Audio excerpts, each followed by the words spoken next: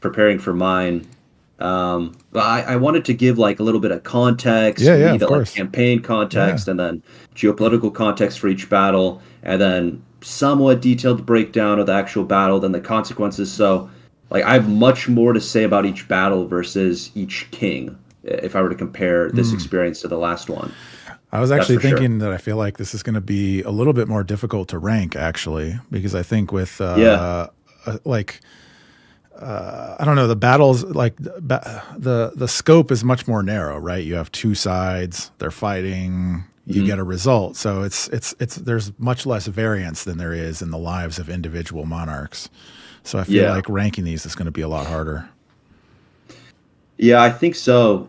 What factors into my rankings, or I guess my proposals, we'll have to see what the rankings end up being. But Yeah.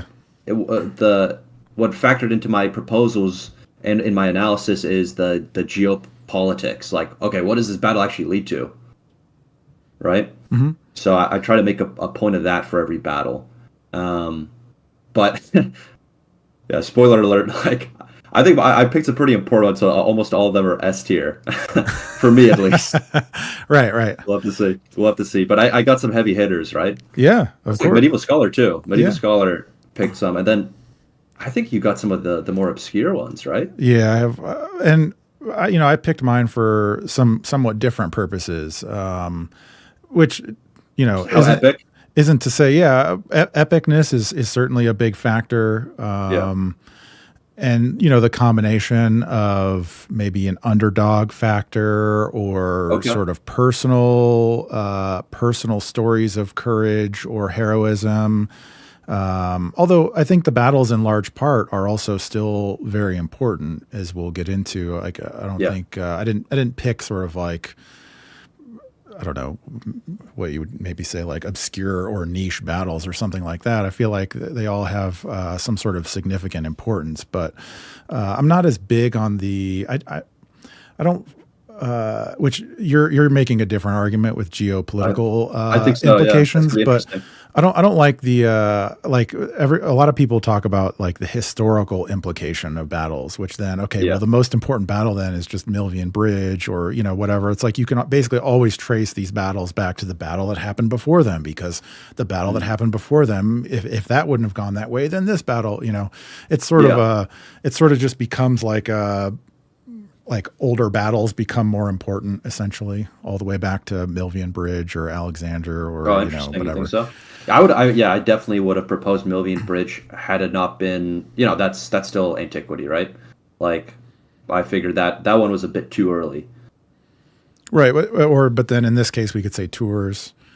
Yeah, yeah, Um, exactly. So tour, I definitely. Well, that one's going to be an interesting one to discuss because now there's this tendency to underplay it. Like, oh, the Muslims were just raiding. Yeah, they were pretty far north. I mean, tour is pretty far north. yeah. Yeah. I have noticed that actually, the recent urge to downplay it.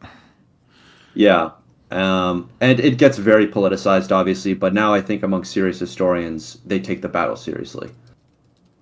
But I think, I don't know, I think having, I actually appreciated in the last one. So for anybody watching who didn't see our last stream, we did the 20 greatest medieval monarchs.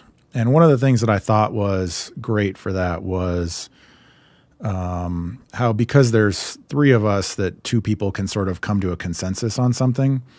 And so I thought that was like a good, and everyone's obviously got their own sort of different views on things, just like you're saying right now, right? You for battles, you heavily considered the geopolitical implications.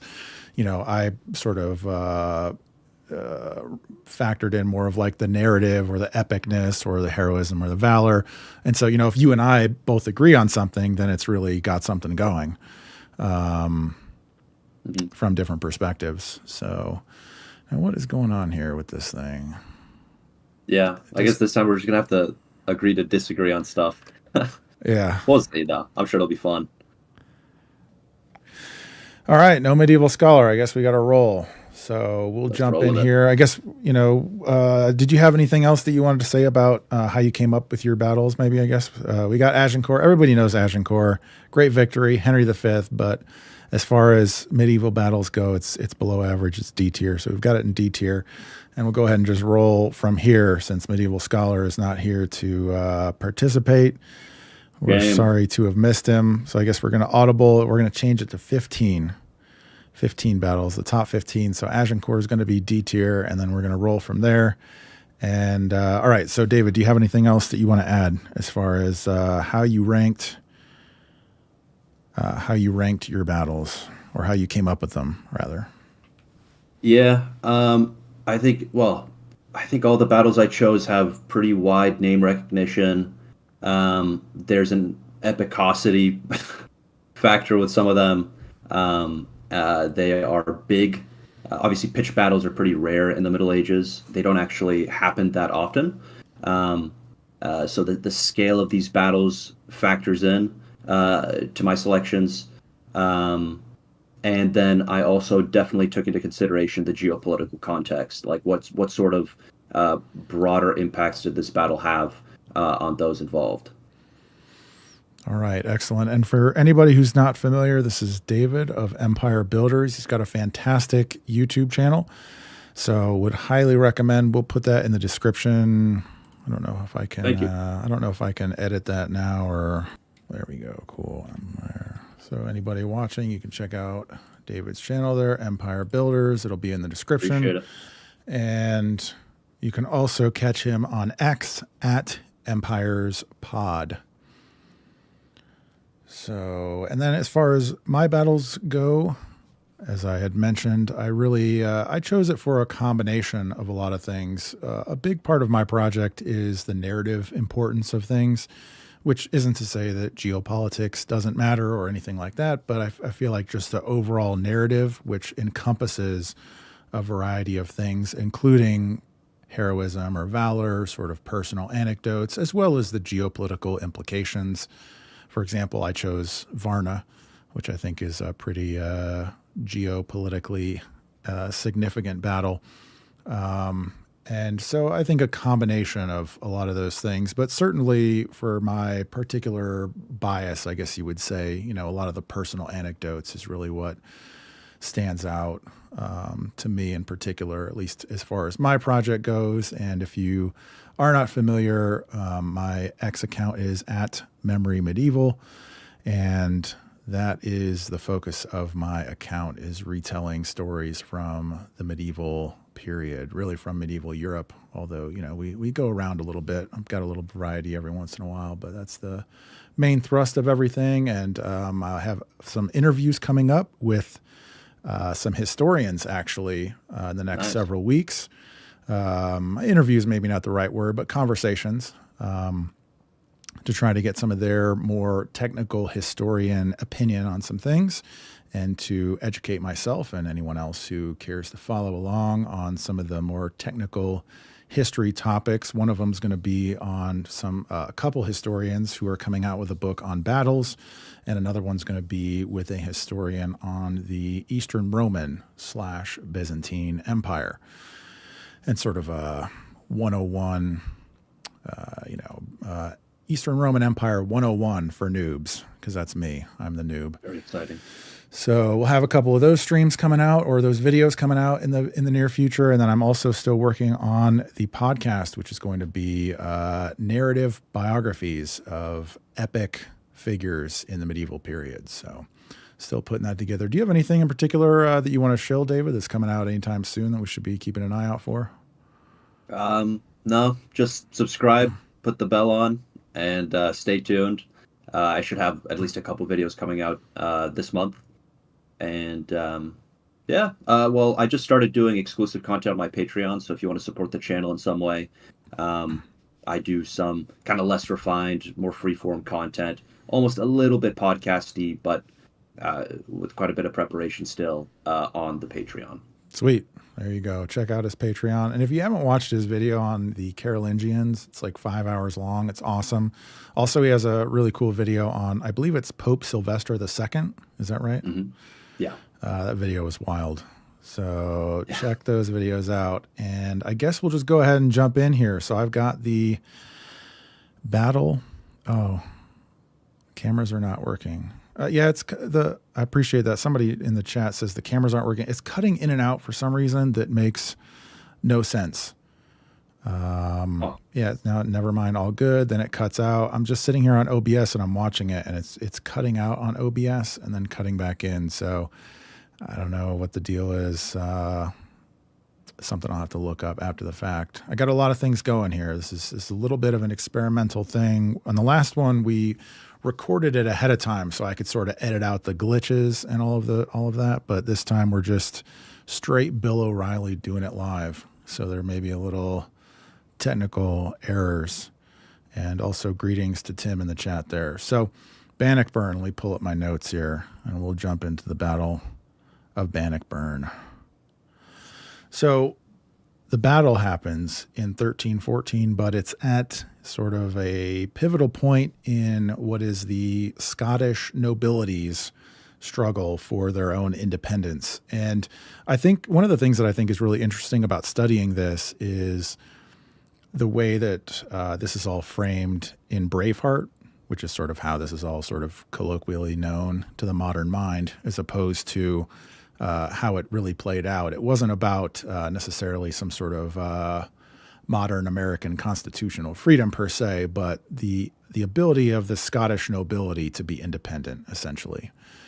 And so at the beginning of this struggle for the Scottish crown, there's apparently 13 potential claimants who are all rivaling with each other.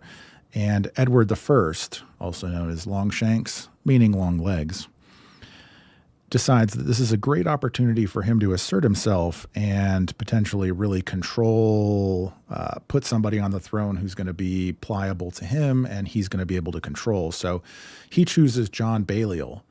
And I didn't write it down in my notes. I forget what happens to John Balliol, but I think he dies.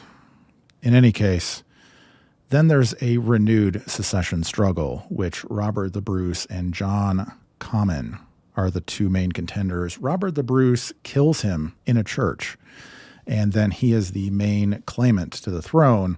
However, he suffers a series of defeats by the English army. He basically gets crushed several times, and he actually is barely able to flee. His forces are almost entirely destroyed, and he's barely able to flee to a nearby island over near Ireland and sort of regroup. So he ends up regrouping, gets his forces back together, and he comes back a few years later to Scotland, starts taking some castles. And at this point, Edward I dies, and Edward II takes over. And so Robert the Bruce's brother, there's only actually, at this point, they've pushed the territory of Scotland. Robert the Bruce has increased his forces, started taking back Scotland, and there's only two real castles that are left in Scotland, and one is the castle of Stirling. And so Robert the Bruce sends his brother to go siege the castle. As it turns out, his brother makes an arrangement with I forget what his name is, who's the defender of the castle, but Robert the Bruce makes an arrangement, or his brother makes an arrangement with this, the captain of the garrison there, the English captain, that basically, hey, if nobody shows up to relieve you in 4 months, or whatever the exact arrangement is, then you go ahead and surrender the castle if nobody shows up. Robert the Bruce was extremely angry at this arrangement because now it guarantees that there's going to be an army coming to try to relieve the castle. So he knows that the English are going to be on their way, so he gathers his forces and he sees the English army coming, and he parks himself basically in this wooded area on the road to Stirling. And he does let's just give him the credit, I suppose. He does a masterful job of choosing the territory, because the Scottish tactic of fighting at this time is what is called a schiltron, which is basically like a shaped unit of pikemen, how you would think of maybe like a phalanx, except for it's shaped like a square or a circle. And that was actually how William Wallace was famously defeated at his second battle, at the Battle of Falkirk, because he had schiltrons. However, there's sort of a paper, rock, scissors thing that happens here where the schiltron, which is this formation of pikemen or spearmen, is excellent against cavalry, but it's terrible against archers. And so basically William Wallace was, his schiltrons were sort of isolated in their shape, which allowed the English to basically pepper them with arrows and totally destroy their formations until the cavalry could ride them over and kill them all. However, in this time, Robert the Bruce is camped out in some woods, and he's sort of organizing his forces as Edward is marching his army up. And Edward is aware of where he's at, and so Edward has his cavalry mostly in the vanguard coming up towards him up the road, and he's got a second contingent that is coming around on the eastern side to try to cut off any retreat from the back. As Robert is organizing his forces on the edge of the woods and the vanguard cavalry rides up, one of the I believe it's the son or the nephew of whoever is commanding the vanguard there, Henry de Bohun is the young man's name. I forget what the man's name who's commanding. He notices that there's a mounted man up in front. This is as the story goes, and recognizes that it's Robert the Bruce organizing his men out in the front. And so he just decides, what if he could just go charge at Robert the Bruce and end the conflict right now? So he pops down his helmet, gathers up his reins, takes down his lance, and charges across the field at Robert the Bruce. Robert apparently saw him coming and was not even on his war horse, but he had his trusty axe, as it is known, with him, and sort of galloped out toward Henry de Bohun coming out him. He dodges, gets up in his stirrups, and hits Henry square in the face with his axe, smashing his axe and smashing Henry de Bohun's face. And then Robert turns around and rides back to his men, apparently complaining that he broke his favorite axe. So that's how the battle gets started. And then the cavalry, the vanguard there, starts to charge straight forward at the Scottish, but in Scottish fashion, they had dug a lot of pits across this area that were covered with brush to essentially trap the horses. And so as soon as they start spreading out, trying to go around or whatever, they're getting caught in all of these pits. And the land that's out in front of this forested area that Robert the Bruce chose is also relatively marshy, which makes it very difficult for the cavalry to maneuver. So on the other end of Robert's line, up in the northern end of the forest, his lieutenant up there happens to notice the English finally starting to come around, almost flanking them completely, and they start coming out of the woods and marching in their schiltron formation toward the cavalry. And the English turn and charge at these schiltrons.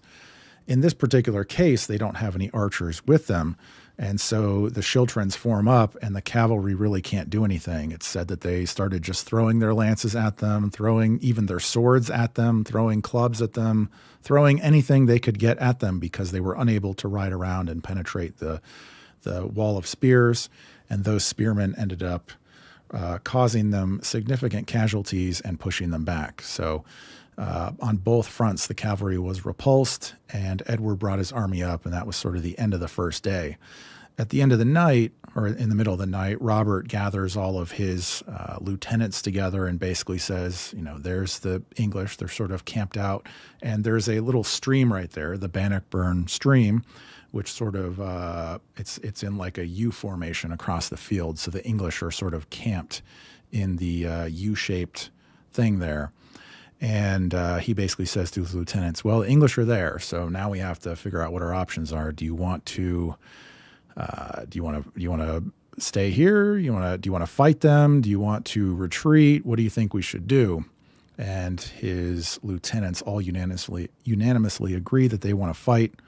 So the next day, the battle, his lines are drawn up again on the edge of the woods, and he starts moving basically his forces out. He's got essentially like four main, let's call them battles of schiltrons. And so he's got the three schiltrons moving out, the three battles, and then his are in reserve. And as he's moving out, he can start to see the archers start to come out. And so he orders his archers to go out in front and start shooting at their archers to distract them from shooting at the Schiltrons, which works. And then at this point, the English cavalry has been lined up, and they're sort of debating amongst themselves who's going to get to charge first. And eventually they just scrap the debate and decide to just go for it. So then the cavalry runs in. And it becomes really very much a repeat of the next day because the ground is so marshy that the cavalry cannot move very well. So they get stuck in the ground, and the Schiltrons just keep pushing them, basically, moving forward and pushing them. And the archers become increasingly unable to even shoot at the Schiltrons. And so the English archers are ordered to go across the stream and try to get them from another side. But Robert orders his cavalry to go up along the other side of the stream and go get the archers. And so basically the archers are just never able to do anything effectual. And the Scottish Schiltrons basically push the English all the way into the stream, at which point then everybody starts to get scared. The army routs, and Edward II's life is in danger because the Scots are pushing toward them. At this point, the Aymer de Valence, who's the Earl of Pembroke, and a Norman knight, Gilles d'Argentan, are able to rally some knights around and pull Edward II out of the conflict and start riding him down the road to safety. And as this group of knights has pulled the king out and is riding them, Sir Gilles, who is apparently renowned as one of the greatest knights in Europe, he stops the party and turns and says to the king, I have never fled from a battle, nor will I now. And then he turns around and goes and plunges into the Scottish forces, and he dies there at Bannockburn. In any case, thus ends the Battle of Bannockburn.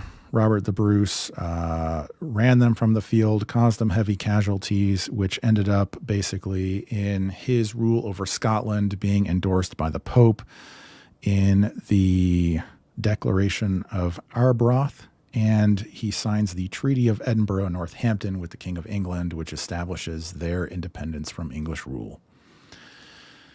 So there you have it, the Battle of Bannockburn.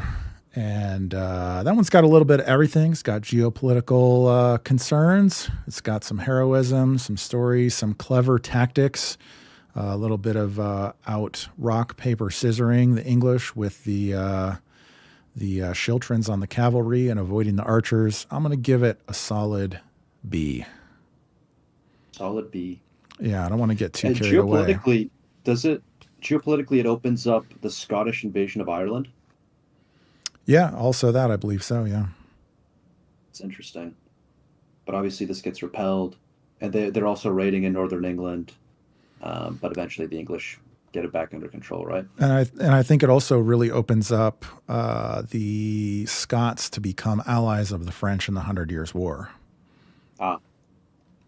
Because now they're essentially, once they have their own independence, then they can, either raid from the north or send troops to France. Right. Which I think also helps bring it about, right? Like the English were quite upset about that. They were quite upset about that, yeah. What do you think? Should we leave it there and B? Sounds good to me. Yeah. All right. Well, hit us then. We'll go next to the Battle of Tours. And for everyone, let me just say real quick, for everybody in YouTube, the video is apparently cutting out sporadically for reasons that are unclear and don't make any sense. So apologies. We're just going to have to go in and out. And all right, go for it. On to the Battle of Tours. Okay. So the Battle of Tours takes place on the 10th of October, 732. So this is the early Middle Ages. For a bit of context, until the 8th century, the Iberian Peninsula had been dominated by the Visigoths, who were this half-Romanized barbarian people. They were often at loggerheads with the Franks, who under the Merovingians had extended their control all the way south to the Pyrenees. However, southern France was and would continue to be a very difficult region to tame. During the 8th century, the Umayyads pushed through North Africa into the Iberian Peninsula and basically unseat the Visigoths. And from there, they push up into Aquitaine, which had slipped out of Frankish control and was presently ruled by Duke Otto. Otto defeats the Umayyads in 721 at the Battle of Toulouse, for which he's called Otto the Great. But the continued Muslim offensive forces him to treat with Charles Martel. Charles is, of course, the grandfather of Charlemagne, and his nickname Martel translates to the Hammer. And although the Merovingians are kings in name, they are, at this point, Rafanian, meaning do-nothing kings. So really, it's Charles who, as mayor of the palace, is calling the shots. In addition to his prowess on the battlefield, Charles is actually a pretty clever politician, and so before committing his forces to the struggle, he extracts from Otto a promise to bend to Frankish control. With all that done, pieces are pretty much set. Something like 15 to 20,000 Franks and Aquitanians face off against 20,000 Umayyads.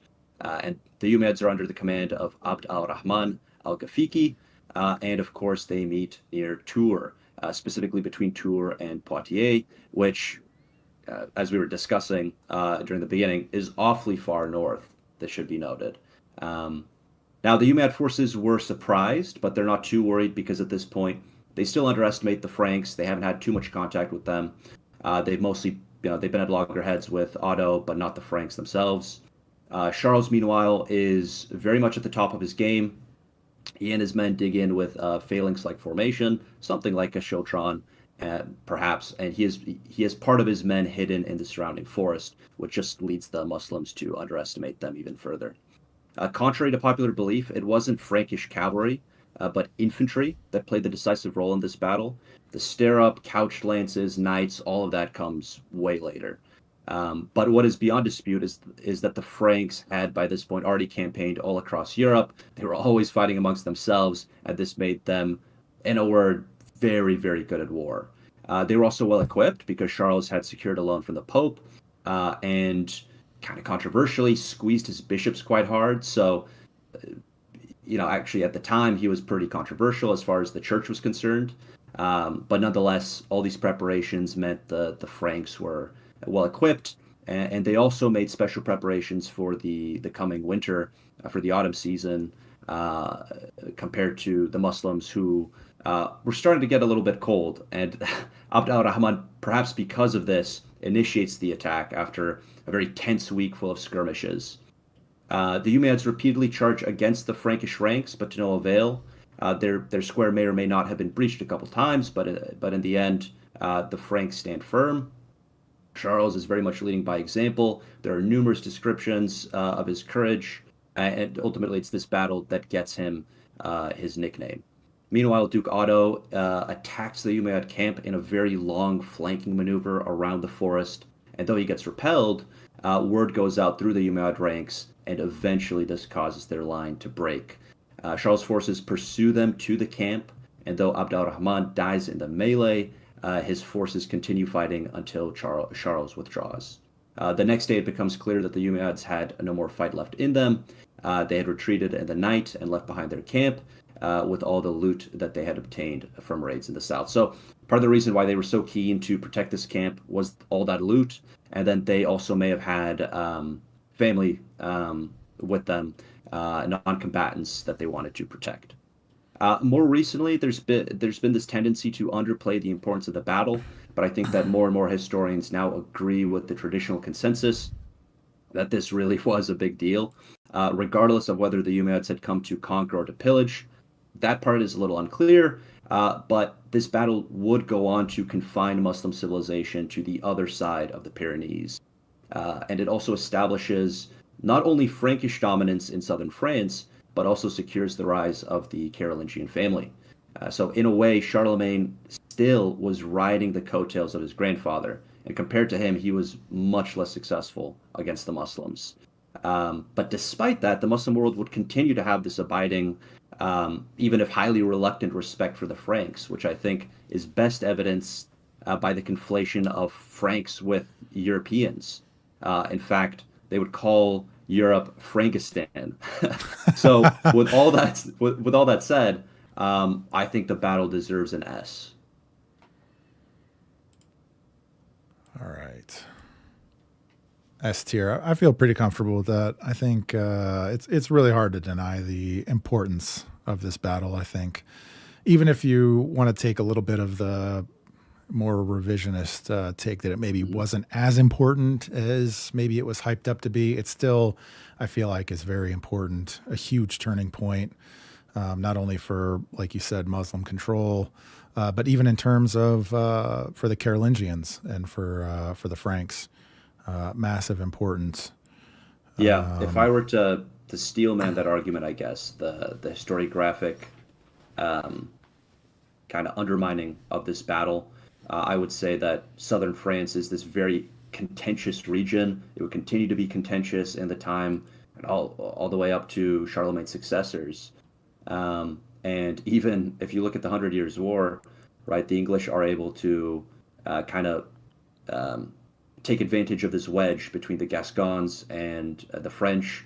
And so southern France is kind of hard to control. Any gains tend to be pretty ephemeral. So even if the Muslims, who were more likely just interested in pillaging rather than conquering, even if they had secured some gains, they probably would have been repelled eventually and confined themselves to the other side of the Pyrenees. So I guess that would be my steelman. Sure.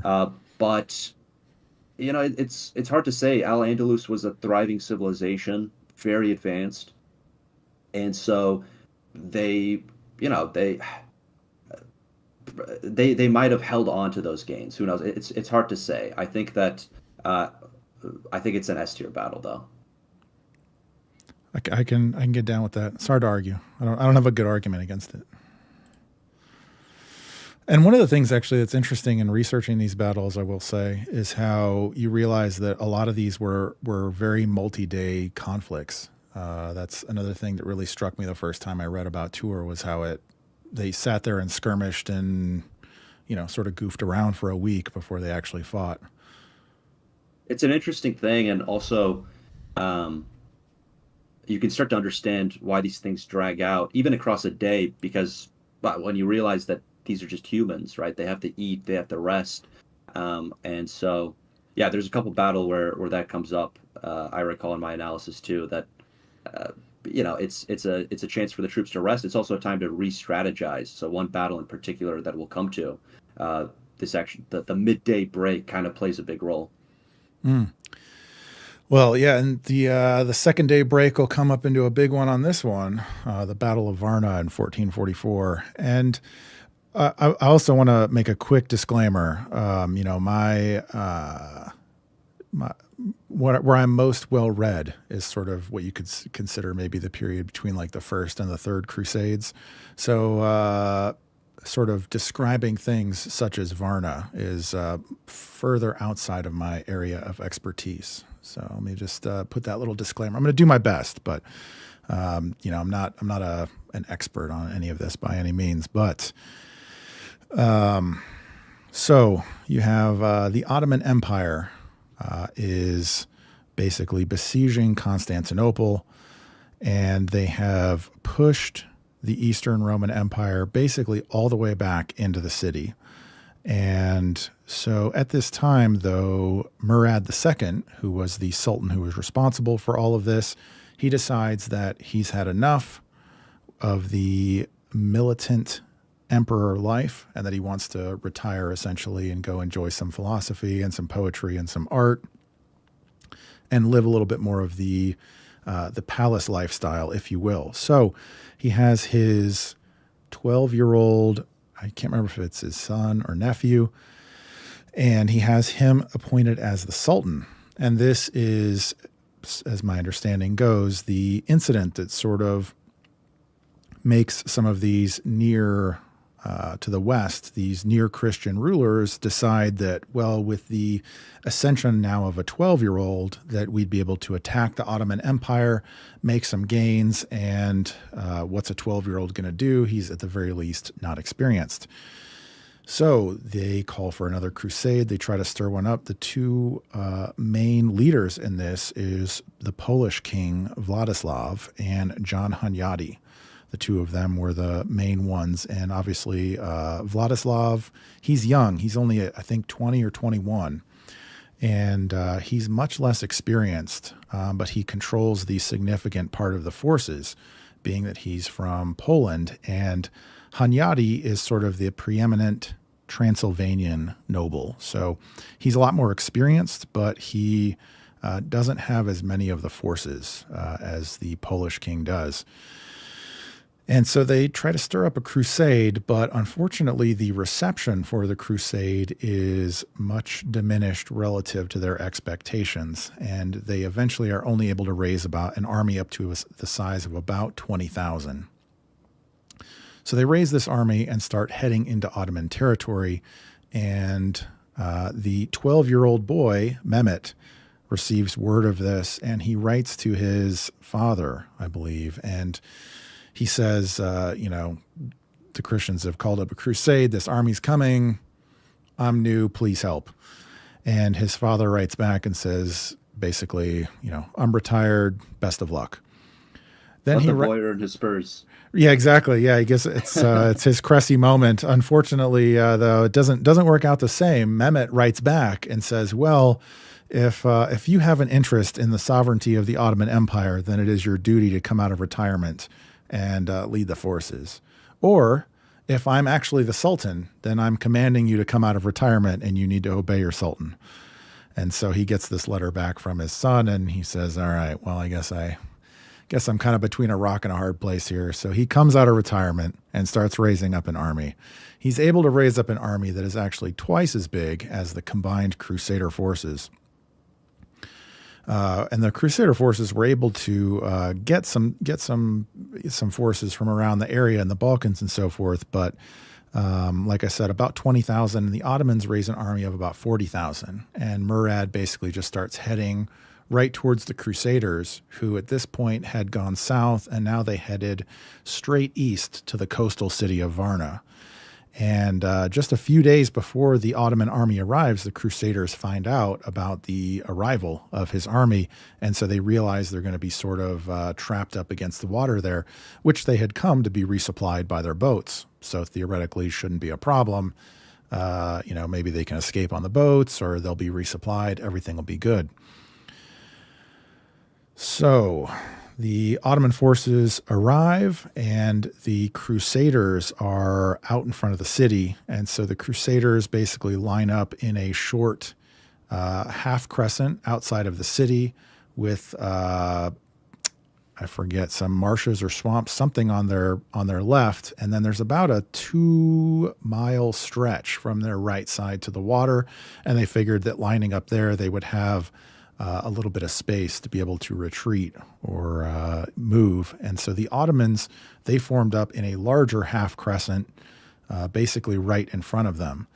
And the Ottomans ended up pressing forward. They start the conflict, and the heavy numbers wasn't as much of a consideration or a concern, because the Crusader forces were much more heavily armored, interestingly enough.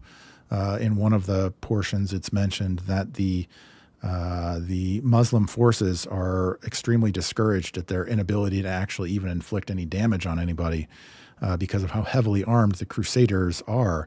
And so they basically give up any swords or spears or whatever, and they just resort to maces and clubs. So the left side of the Crusader forces is able to hold and eventually push through on that side of the battle, but the right side is heavily pushed and has ended up pushed back quite some distance. However, the Crusaders had these war wagons, which I know you're more familiar with than I am. They had these war wagons set up behind them, and the war wagons ended up opening fire and holding the line until the left side of the Crusaders' forces could come back and rejoin the battle and sort of hit the Ottomans from behind. At this point, most of the army, then, the Ottoman army, is in retreat. And so as the rout is on, they're trying to kill as many of them as they can as they're trying to escape. And they mostly flee the field. At this point, Murad brings out his elite guard and his janissaries, his refreshed infantry from his main camp, as the Crusaders are rallying themselves back at the war wagons. And so they're having like a quick little break, refresh yourself, and have a little conference on what should we do next. So at this point, Murad lines up his army, and then he starts coming to attack. The Crusaders, they've lined up, and a fierce fight ensues again in this second part of the battle. And the Crusaders end up holding against the Janissaries and all of these elite troops. They end up pushing them backwards, routing them, and they flee also back to the Ottoman camp. Now at this point, Hunyadi apparently tells Vladislav that they have won a great battle and that they should, just give everybody a few minutes to take it in. Let's just sort of regroup, play it cool. Things aren't over. But the Polish nobles apparently were calling for Vladislav to charge the Ottoman camp and finish it off. Apparently this is interpreted as some sort of a struggle between the elites, the Transylvanian elites versus the Polish elites. And Vladislav, he's young, and he decides to go with the advice of his own nobles. And so he draws his sword and calls for the charge. And about 500 knights rally to his banner, and they charge across over at the Ottoman camp. The Ottoman camp was reasonably fortified, so they had metal spikes, a ditch, and they had some sort of walls and a gate. And so they basically rode all the way up over to where this fortification was and got stopped at the gate. And the gate was clogged with all of the Ottoman forces trying to keep them out at the same time as they're at the gate trying to push through. And up on top, first they start throwing spears and whatnot. Then they bring up some archers. Then they start bringing up some guns, and they're shooting up at these knights as they're trying to push through. Somehow, it's not known how, Vladislav is able to push through this giant scrum at the gate. He's able to push through, and Murad is actually just across the camp there watching on his horse with a couple of his guys and his banner, and Vladislav sees him and starts riding straight for him. And this is this is his moment. He's got his sword up. He's ready to go, charging across, but unfortunately he does not see one of Murad's bodyguards coming at him from the side right before he gets there with an axe, who either knocks him or knocks his horse, and in any case sends him flying into the dirt. And then just before he was able to get to Murad, he is chopped up by the bodyguards. Murad puts his head on a pike and runs that out to the entrance of the gate. All of his knights see that he is dead, and Hunyadi sees that at this point, Hunyadi had ridden up to try to help. And so Hunyadi, with his relief forces and Vladislav's knights, all see that he's dead, and night is coming in, so it's getting dark. And so they realize they have to pack it up, and the king is dead. And so Hunyadi tries to escape. They all try to leave, but the Ottoman cavalry starts pursuing them and starts cutting a lot of them down as they leave. And basically, it just becomes a situation where however you can get away, you just try to get away, and they basically flee into the mountains. For the rest of the Crusader army, they basically circled up the war wagons. They're way down at the other camp. They basically just circle up the wagons, and they sort of assume like everybody's up there just winning without us. And unfortunately, they wake up the next day to the sight of the Ottoman army forming up directly in front of them. And it basically just turns into a slaughter. Almost nobody's able to escape. And the Crusader forces, without their leaders, because Hunyadi was basically barely able to, and all of his men were basically barely able to escape the night before. And so leaderless, with the rest of the Ottoman army now formed up in front of them, it's just a total slaughter. And that is the end of that for this crusade and for those forces. And what this does is this basically, it ends the crusading into the Ottoman territory, which then also allows the Ottomans to finally take the city of Constantinople in 1453. So this is sort of this was sort of the last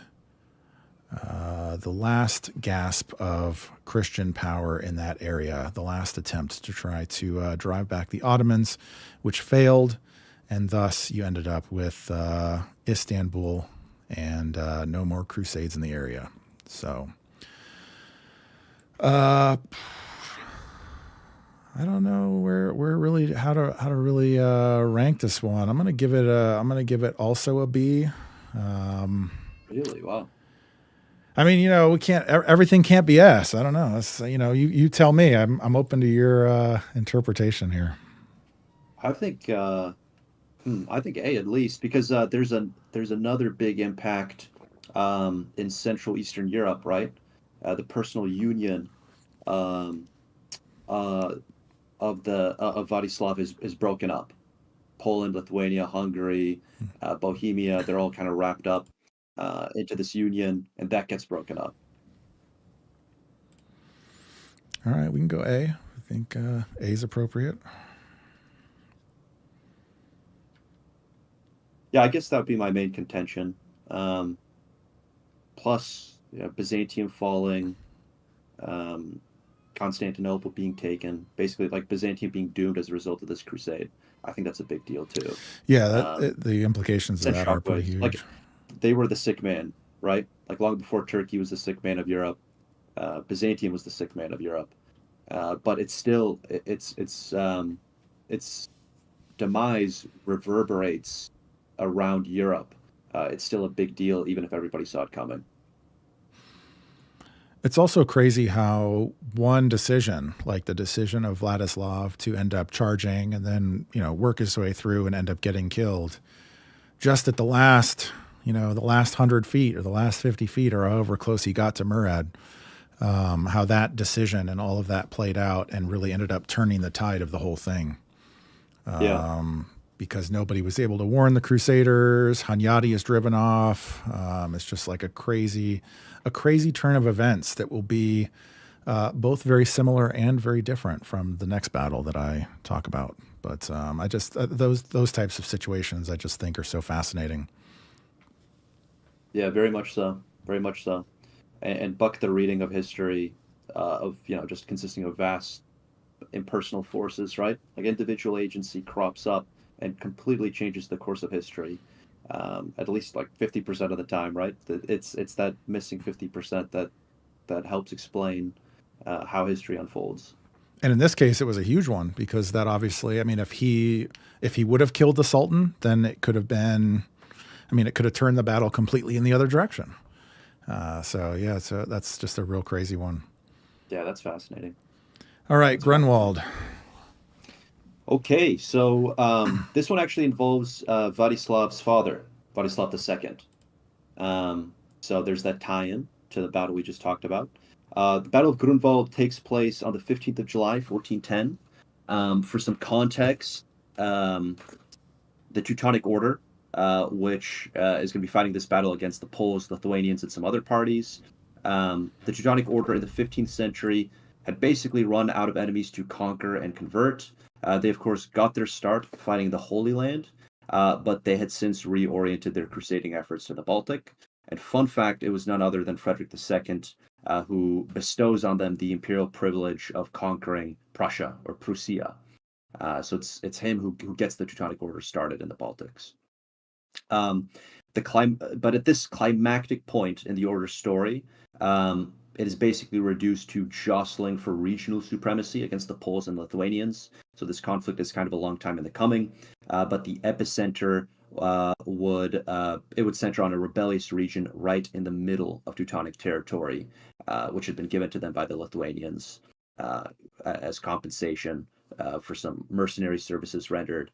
And this region is called Samogitia, which is today part of Lithuania. The Poles and Lithuanians support this uprising, and the order's new Grand Master, Ulrich von Jungingen, invades the weakly garrisoned lands of Western Poland in retaliation. The Poles counterattack, and then a brief ceasefire is declared. All this is happening in 1409, and the ceasefire is set to expire in June of the following year, which is why toward the end of 1409, the Poles and Lithuanians get together to agree on a strategy for the following year. And as it turns out, it proves a pretty brilliant strategy. First off, they agree on massing their forces together, and secondly, they construct a pontoon or floating bridge to cross the Vistula River. The Teutonic Order is not expecting this. They're expecting two separate invasion forces, and they are not counting on that pontoon bridge being built so early. By July of 1410, the Poles and Lithuanians have already entered Prussia, and they are headed straight for the Teutonic capital of Marienburg. And this prompts Ulrich, who's not completely in the know about what's going on, to leave behind 3,000 men right along the Druins River, a tributary of the Vistula, and both armies are riding northward along this river until they finally meet in a densely forested region near the villages of Grunwald and Tannenberg. As for the battle itself, it might be the greatest cavalry battle of the Middle Ages, certainly one of the greatest cavalry battles. The Teutonic Order brings some 21,000 mounted troops, so this is the cream of the crop, and then also 6,000 infantry. The Poles and Lithuanians bring a whopping 40,000 cavalry and 10 to 20,000 infantry.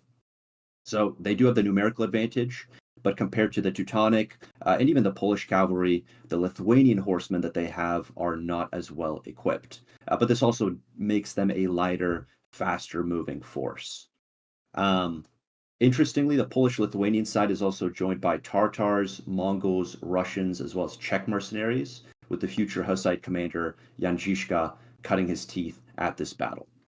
The confrontation begins with a standoff, a waiting game, similar to the battles we've already discussed. Neither side makes the opening move, but this only serves to benefit the Polish-Lithuanian side since they are shaded by the forest, while the Teutons are basically baking in the hot summer sun in heavy armor. So hence that, if you played Age of Empires 2, there's a campaign quote from a Polish knight called Zawisza the Black. And the quote goes, "Far too long have I rested in the shade. Now is the hour to draw my dread blade." And sure enough, it would be the Polish and Lithuanians who, specifically the Lithuanians who initiate the battle. But this whole waiting game, it had given them a chance to organize. So this is a big mistake on Ulrich's part. It's actually believed that if he had just charged the numerically superior, but still disorganized Polish-Lithuanian forces, he would have maximized his chances of success, right? Like with many coalition conflicts, they had a lot of moving parts. It was very difficult to coordinate. And so that's where he goes wrong. And probably his predecessor, who was actually his brother, would not have made that same mistake. So it goes back to our discussion about individual agency. Instead, what happens is that on the Teutons' left, which is where their most elite troops are clustered, the Lithuanian cavalry charges in a few separate waves, and pretty soon the remaining elements of both armies also converge on one another. The Teutons are outclassing them, and eventually the Lithuanian cavalry initiates, which had initiated the attack, retreats along with the Tartars and Russians that I mentioned earlier.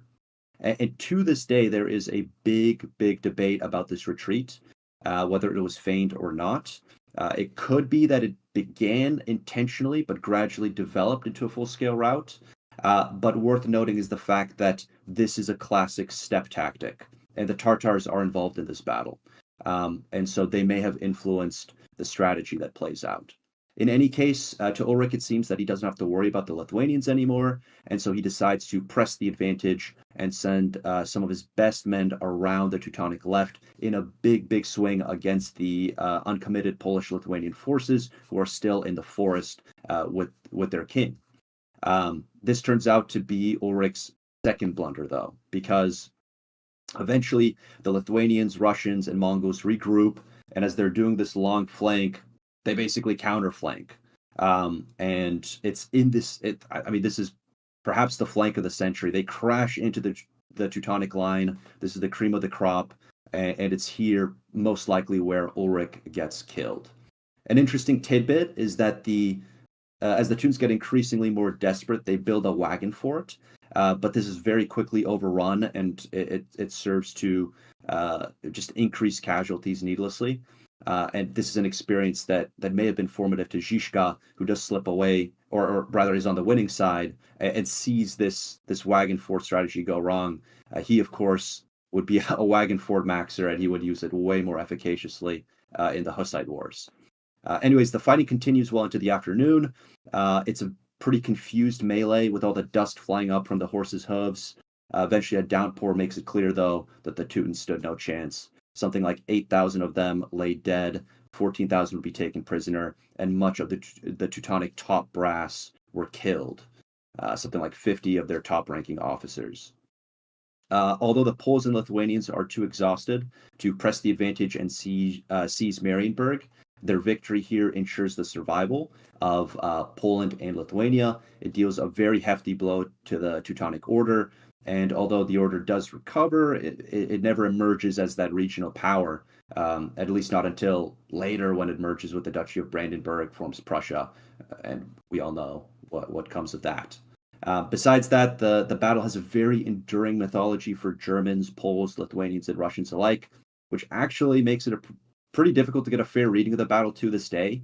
But in any case, because of its scale, because of the geopolitical developments that emerge as a result, because of that epic factor, I would give it an 8. All right. A. Do you want it in front of or after Varna? That's a tough one. I'd probably put it behind Varna, though. I'd probably put Varna first. All right. So how did this happen? Like, this is Christian on Christian violence, right? Yeah. How does that happen? Well, the Teutonic Order had done a good job pushing east, proselytizing, and so they had kind of run out of enemies. But they were really high quality troops. Yeah. And at this point, it just became, as I said, jostling. I guess we gotta fight somebody. I guess we gotta fight somebody, right? Exactly. Huh. All right. Interesting. Yeah, that's a wild one. 20,000 on 40,000 cavalry. That's like kind of hard to imagine. It really is. Yeah, and I mean, yeah, I think it's got to be the biggest cavalry battle of the Middle Ages. It's insane, but there's a lot that we're still kind of not in the know of about that battle. It's been so mythologized, so you have to kind of wade through all that to try to get a fair reading, as I mentioned. Interesting that Zizka was there also. Yeah, and there's this amazing painting of the victors of Grunwald, and Zizka's in it. It's an amazing painting. I don't know if we can throw it up somehow. Let's see. But I'll link it to you. Sure, go ahead. Yep.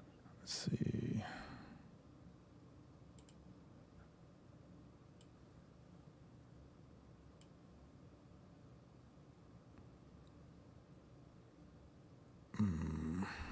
Let's see. How am I going to do this? Wow. We need a producer. I need to call up Jamie. We do. Maybe. Yeah, we really do. I think it's the same picture that you use. Oh, is it the same one that's on there? Yeah, it's got to be. Let's see. I can just. Let me just.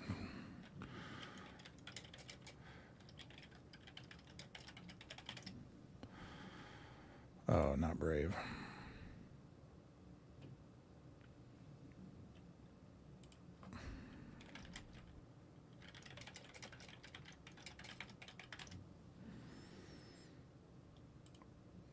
That image there, right? I'm not seeing Oh, anything. yeah. This is. Oh, wait. Let's see.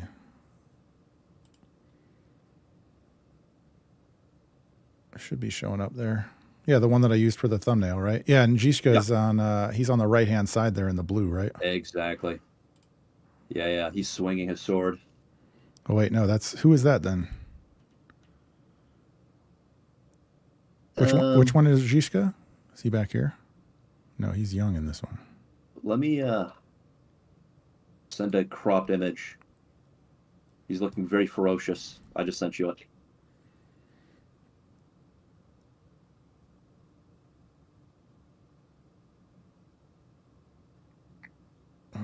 Where are you sending this to? I just sent a Discord chat. Discord. Oh. Can you send it to my other Discord? Let's see. This one here. Yep. Oh, that's Zizka there. Okay. Oh, yeah. Okay. So he's right here. He's right below this guy. Mm-hmm. Swinging his sword. Yeah. Yeah, that painting No, is epic. I think actually the Czechs put on a pretty lackluster performance. They're supposed to have retreated and then been reprimanded by the Polish-Lithuanian command and then returned to the battlefield. I guess they prematurely routed. And this was not intentional. Interesting. All right. Well, A tier, Grunwald. Nice. Crazy cavalry charge. All right. So the next one is Las Navas de Tolosa. So this is also not my expertise, but I wanted to include the best battle of the Reconquista as far as I could find. So took a little bit of research. And so this battle takes place in 1212. Oh, wait, what do we got here? Okay, so 1212, the Battle of Las Navas de Tolosa. So this is the middle of the Reconquista, and originally the sect of Muslims who were riding up the peninsula was the Almoravid dynasty. And about, I don't know, maybe 100 years, 80 years prior to this, a more aggressive and fanatical sect of Muslims called the Almohads basically came up and took over that whole area. I believe they were originally a Berber tribe or sect, and they took over that whole area of North Africa, as well as the Iberian Peninsula holdings. So they started trying to take more land back from the various kingdoms that had sprouted up in the northern part of the Iberian Peninsula there. You had the kingdoms of Castile, of Aragon, and of Navarre. And so originally, Alfonso VIII of Aragon had tried to fight them in 1195, and he ended up losing the Battle of Alarcos. He ended up losing that battle, and his neighboring king, who was Sancho VII. So you have King Alfonso VIII and King Sancho VII. Sancho VII doesn't show up in time for the battle, which rightly angers Alfonso. And so for a while after that, the relationship between the two kingdoms was pretty tense, with actually some fighting back and forth and taking each other's lands and some contentious problems. However, eventually the Sultan of the Almohad dynasty, this is Muhammad al-Nasir, he brings up a huge army of, I believe it's about 20 to 30,000. So let's say 25,000. He brings up an army of 25,000 across the Strait of Gibraltar into Spain to basically dispose of Alfonso and really start making some territorial gains. This is in 1212. And so as this army is coming, the Pope actually calls for Christian knights to go join Alfonso and the various Spanish Christians to push back this army.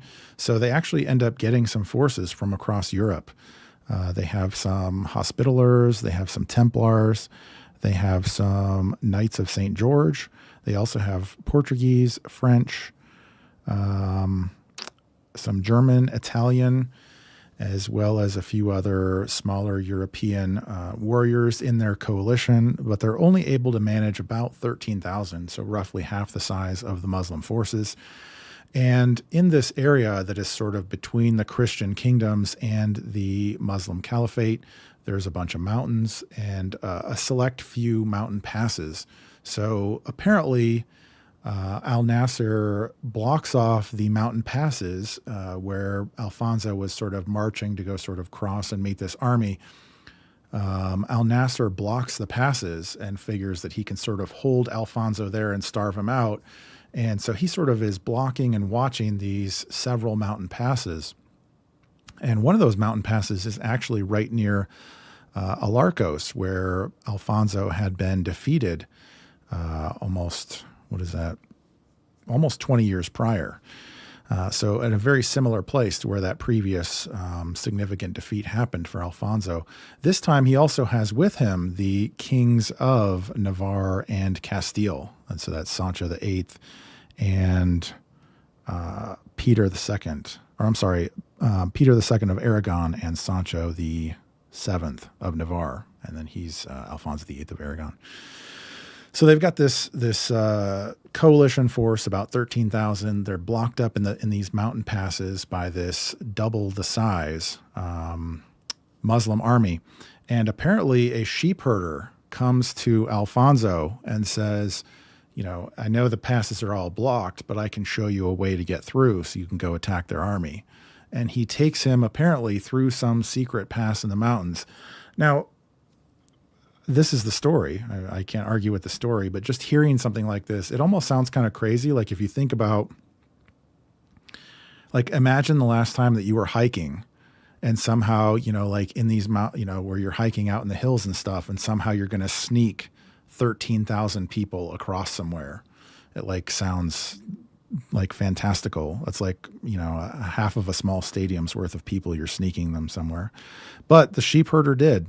He snuck them to the other side to where they were then able to confront the forces of Al Nasser. So the Muslim forces are sort of lined up upwards on this hill to where Al Nasser is sitting on top of this hill with his bodyguard, and his forces are sort of lined up on the bottom of the hill.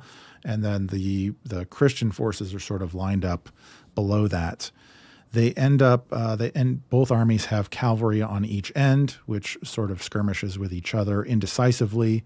The middle parts of the armies end up eventually coming together, and the lines are sort of about steady. The Christian lines start to falter a little bit. Alfonso starts to get worried, so he commits all of his troops to the line, and then they start pushing the Muslims up the hill a little bit, and there ends up starting to be a little bit of a break in the Muslim lines. And this is where King Sancho VII of Navarre, he sees his opportunity, which he probably is able to see his opportunity because Oh, allegedly he's the tallest monarch in medieval Europe. He's apparently 7'3". No, really? Yeah. That is insane. Yeah, Sancho VII is apparently 7'3", and so he sees this break in the Muslim line, like in his area. Not unlike this is where it's kind of interesting relative to the Battle of Varna and Vladislav. He sees this break, and so he rallies his guys, calls his main guys to him, and they charge through the line, and they charge up the hill at Al Nasser sitting at the top of the hill with his bodyguard. They slam into his bodyguard. Apparently Al Nasser is injured, and he just gets completely scared, flees the field. His banners leave. The Muslim army sees this. They see that his banners are leaving the field, and the whole battle turns into a rout. And then they basically just slaughter the rest of the Muslim army to where I think it's like 80 or 90% casualties. And that's really how it goes with a lot of these battles, isn't it? Where more people die during the retreat than during the actual clash. Yeah, I was watching. I was actually watching.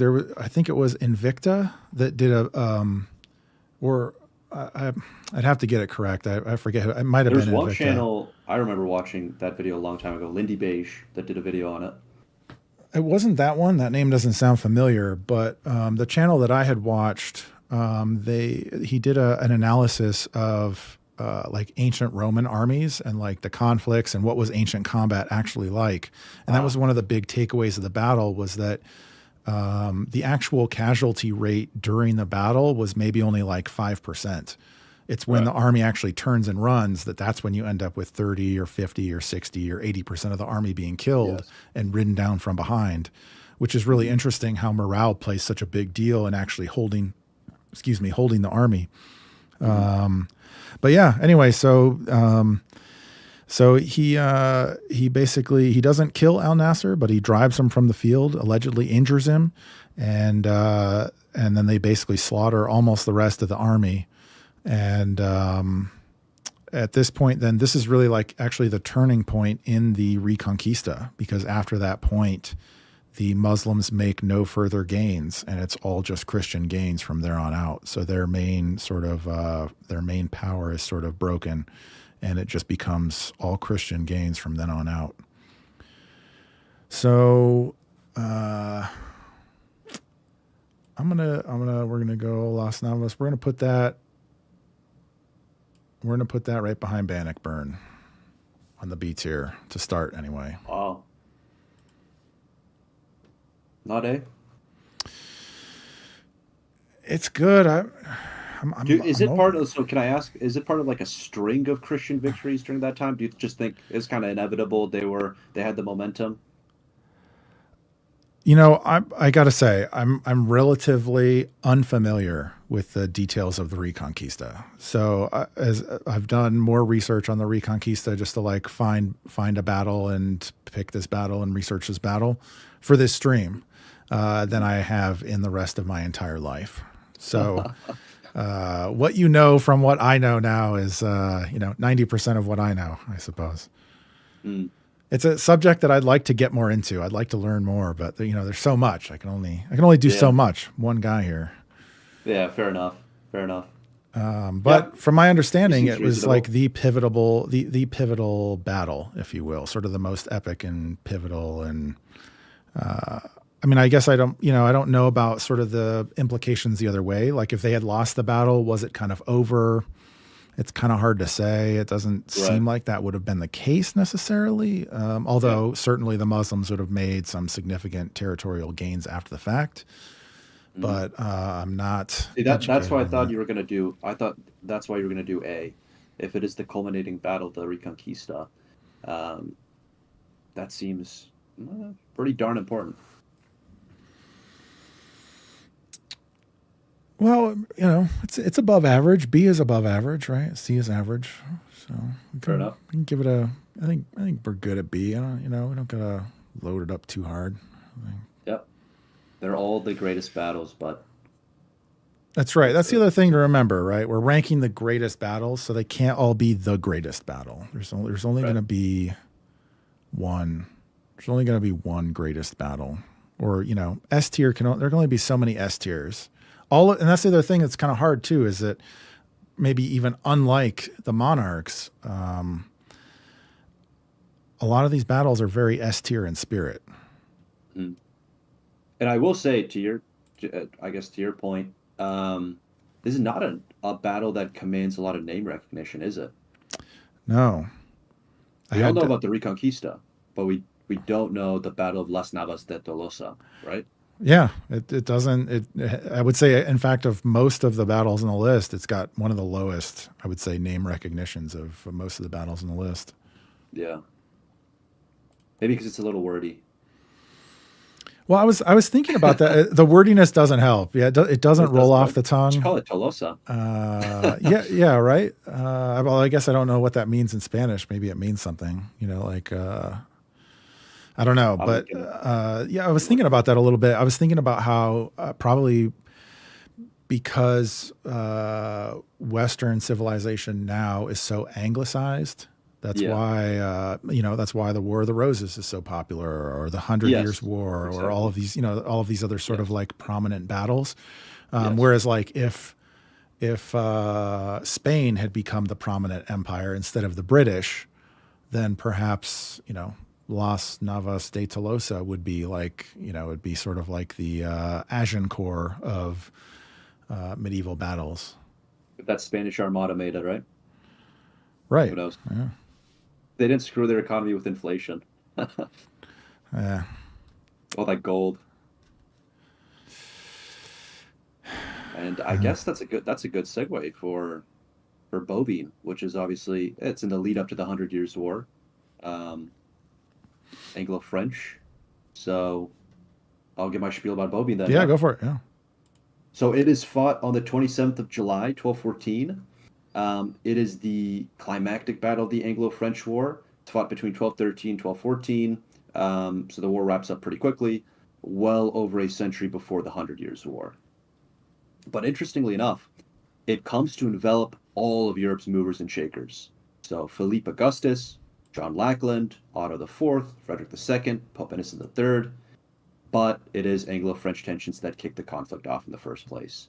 Really, this is John Lackland's attempt to restore the Angevin Empire by exploiting a French rebellion. Around this time, he also had a civil war going on in Germany, and though that was mostly a Cold War, the Anglo-French conflict ends up being a convenient proxy. This is because John Lackland was the uncle of the King of Germany, Otto IV, who was also the Holy Roman Emperor.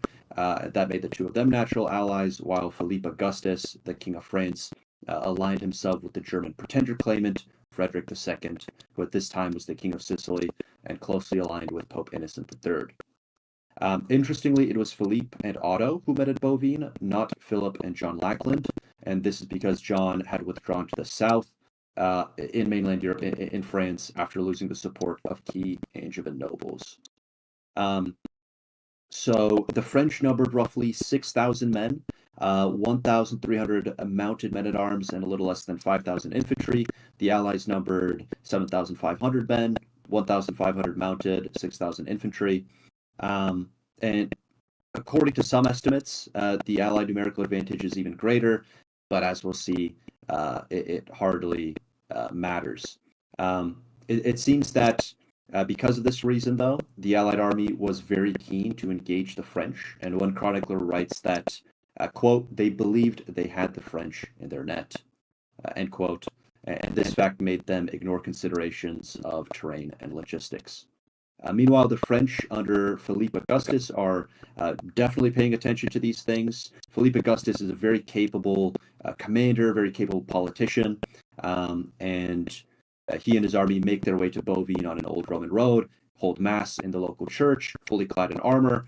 Philippe gives a rousing but humble speech, and perhaps because they enjoy the Pope's support, they make it out to be a little bit of a kind of religious conflict. They bring along the oriflamme, the sacral blood-red battle standard of the French kings, and then the battle kicks off with some intense but brief cavalry skirmishing. Philippe wisely holds off engaging his infantry, whereas Otto, the German king, shows no such prudence. He charges straight into the French center. At first, it actually looks like they might overwhelm it. Philippe is knocked off his horse, but soon it becomes clear that the French line would hold. Sometime during this clash, Otto's horse is wounded and takes flight with the emperor in his saddle. Meanwhile, the Allies attempt one final initiative, one final infantry charge against the French left, and to their credit, they continue the fight. This is the Flemish at this point. They continue the fight even after the rest of the Allied army has fled. Eventually, they also throw in the towel. The French gain the day. So really, this is a victory won less through any strategic or tactical brilliance, but simply because Philippe didn't make any mistakes. He played a patient and prudent game. He never overcommitted himself, and he relied on his superior cavalry to get the win. But as we've seen in Crecy, then Agincourt, the end of the medieval battle tank, the Mountain Knight, was not far from hand. So this maybe subtly indicates that. Anyway, another interesting thing about this battle is that from all the movers and shakers and all the men that are mustered, the casualties are pretty light, possibly because of higher quality armor, perhaps because of certain chivalric ideal of taking prisoners, although that's mostly reserved for the nobility, not so much for peasant rabble. Whatever the case, because of the many actors involved, the battle retains a certain mythology in the story of Europe. It's not as mythologized as Grunwald, but it's certainly incredibly important geopolitically, like surprisingly important, because it's basically the first anti-French coalition war, which foreshadows a much later chapter in French history, the Napoleonic chapter, which is why the Battle of Bouvines is aptly nicknamed medieval Austerlitz. The historian Kelly DeVry goes so far as to say that, quote, except for the battles of the Crusades, no medieval battle can compare with Bouvines for its unique scope and participation, end quote.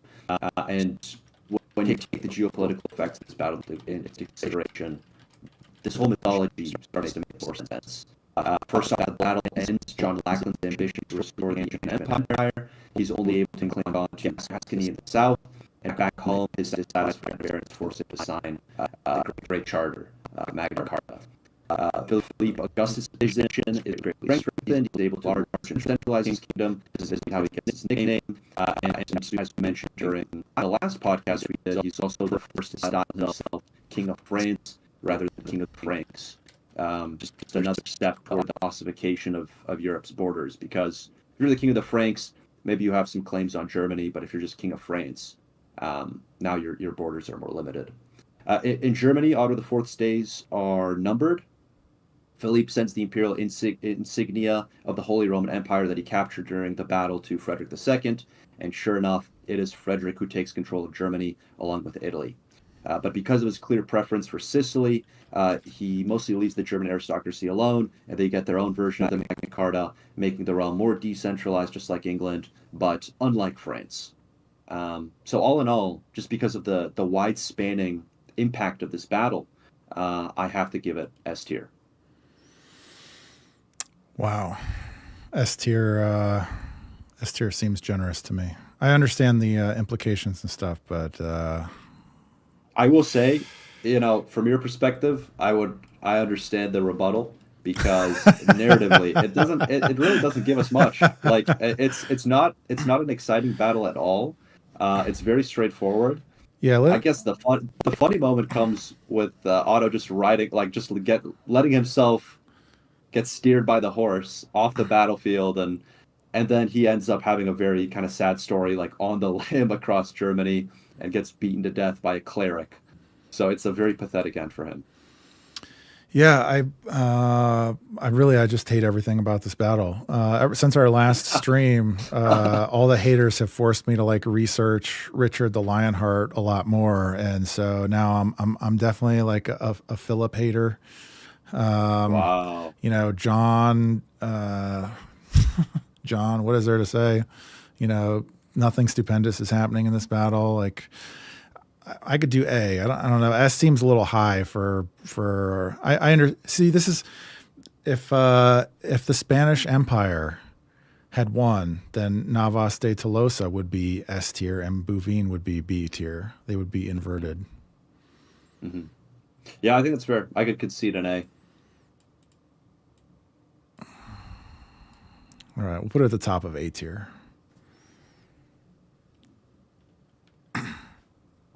Yeah, I hate everything about that battle, to be honest. Otto is the only guy that I like there. It's a rough one. John, the only Welf emperor. So quite sad. Yeah, and it's like all the people that have been hating on Richard the Lionheart in my X timeline have radicalized me. Because I've had to look in, they say all of this stuff, oh, he was only in England for 6 months. He failed on the crusade or whatever is the thing. And so it made me start researching all that stuff and really looking into it. And the claims are whack. That's all I'm going to say. Totally bogus. All right. So let's see where we at here. Next up is one of those. Oh, okay. So let's see. The order got a little messed up here because he was supposed to be here. Oh, let's see. Is it this Italian battle? No, I put the orders backwards because he was going to do Poitiers, and so I put you to do Crecy next, so that way to sort of make it like an easy segue. So we can just switch it back. I can just go ahead and because then I would go twice. So we'll just switch that back. So I'll do the next one then.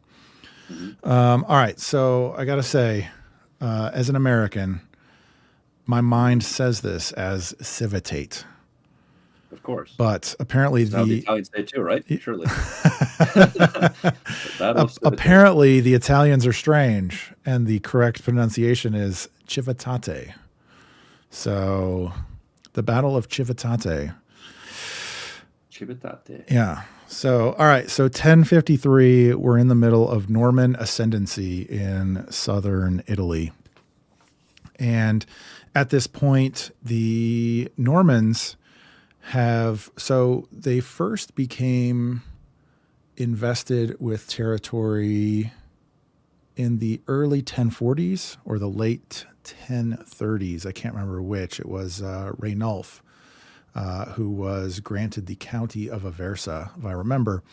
And shortly after that, William Ironarm was granted, I forget what his exact territory was, but it morphed into basically where Robert Guiscard inherited the dukedom of Apulia and Calabria. However, at this point, there is essentially like the two main Norman families that are sort of running the Norman efforts. And the Normans at this time, though, are still very decentralized. So you sort of have these two families that are sort of invested with official titles and lands at this point. But the Normans themselves are still a lot of, there's a lot of bands there's sort of varying power circles, if you will. And another thing that is really interesting about this time, thinking about it, which I'm fairly well read on this because the first podcast that I'm working on is going to be on Roger. And it's really interesting because all of these guys are basically disinherited is not the right word, but extra sons of actual Normans in Normandy who basically have no inheritance. And so they are all coming to Normandy as a form of like adventure, treasure seeking, get some, win something for themselves, their chance to win something. And why is it, out of curiosity, if I could just interject quickly, like why is it Normandy so filled with these these able, adventurous, martially inclined characters, right? That they literally have to like export their adventures, and they're incredibly capable, and they show up in Sicily and do something that no one is able to do, right? Despite all these competing peoples that come in, right? Like everybody from Arabs, Berbers to the Germans to the Byzantine Greeks, and then they just come and completely shake things up, right? Well, there's definitely a combination of I think it's fair to say that they were considered among the best, if not the best warriors in Europe at that time. And the evidence of that is that once one side hired them as mercenaries, everybody else started hiring them as mercenaries. And so they would find themselves, actually, there'd be battles where Normans are mercenaries on both sides. And so it would be recorded how the Normans would, the victorious Normans would basically try to negotiate on behalf of the captured and defeated Normans to get them lenient terms. But they also, they really were just the best at killing people, and they were the best at having lots of babies. They just had tons of kids. And I think this also, because I'm not exactly sure on when this happened, but there's obviously some sort of change between how succession worked in the time of Charles Martel and Charlemagne and sort of the early Franks up until this point, where it becomes basically where, only one son is basically going to inherit your estate. Mm-hmm. So sometime between Charlemagne or, Louis the Pious or whoever, sometime between then and I guess it probably would be about Rollo. So in that 800 AD to 900 AD, there's sort of a switch between the way inheritance works as far as my reading of it goes, because the early Franks would basically just divide up their holdings amongst all their kids, whereas these later Franks the Normans, and I think this also applied to France or to the Franks, was how they would basically just hand it down to one child, and then the other ones would end up joining the clergy or maybe becoming knights errant, or even later joining these monastic military orders. So one of the main sources is this. I believe he's a Benedictine monk hired by Roger to write sort of a whole chronicle about the Hauteville family and the Normans. And he talks about how the big thing was that they just had so many young men who realized that they weren't going to get any inheritance, that they just had to figure out like, well, we got to go do something. And so, Gotcha. They, so like their family, for example, William Ironarm and Robert Guiscard, their whole family, he had 12 sons. So, how are you going to split up? Even if you split something up, you're going to split it up 12 ways or whatever. And, so they just realized he had so many sons. He named 2 sons William, by the way. Yeah. Just ran out of names. So he's got 2 Williams. I think just as impressive is that they survived. Like, right? I mean, it wasn't completely crazy to have that many kids, but a lot of them would die back then, right? The infant mortality rate was so at least high some of them, time. but almost all of them that from my memory made it to adulthood, even became like relatively prominent. I mean, that's a crazy family. It's kind of surprising that doesn't have like its own Netflix show, the Hautevilles. They really should. Yeah, absolutely. But so it's, I think it's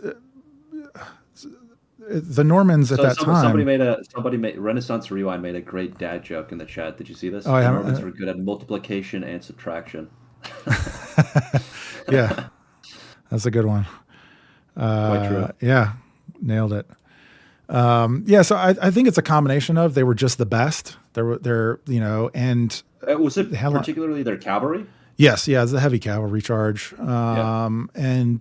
And so that's that's one of the things that is also really it's the heavy cavalry and their discipline and their ability to basically hold morale, kind of like how we're talking about these battles breaking. Yeah. The Normans, basically every battle they were outnumbered. And it was just like a normal thing for them. Like they would, normal army would be outnumbered and people are worried or whatever. The Normans would be outnumbered 5-1 and they would it was like, like the Slavic dude in his like Adidas with the cigarette, like in the back of a restaurant, just like, no problem. This doesn't, not like completely unfazed. There's one where the Byzantine army shows up. I think it's Olivanto.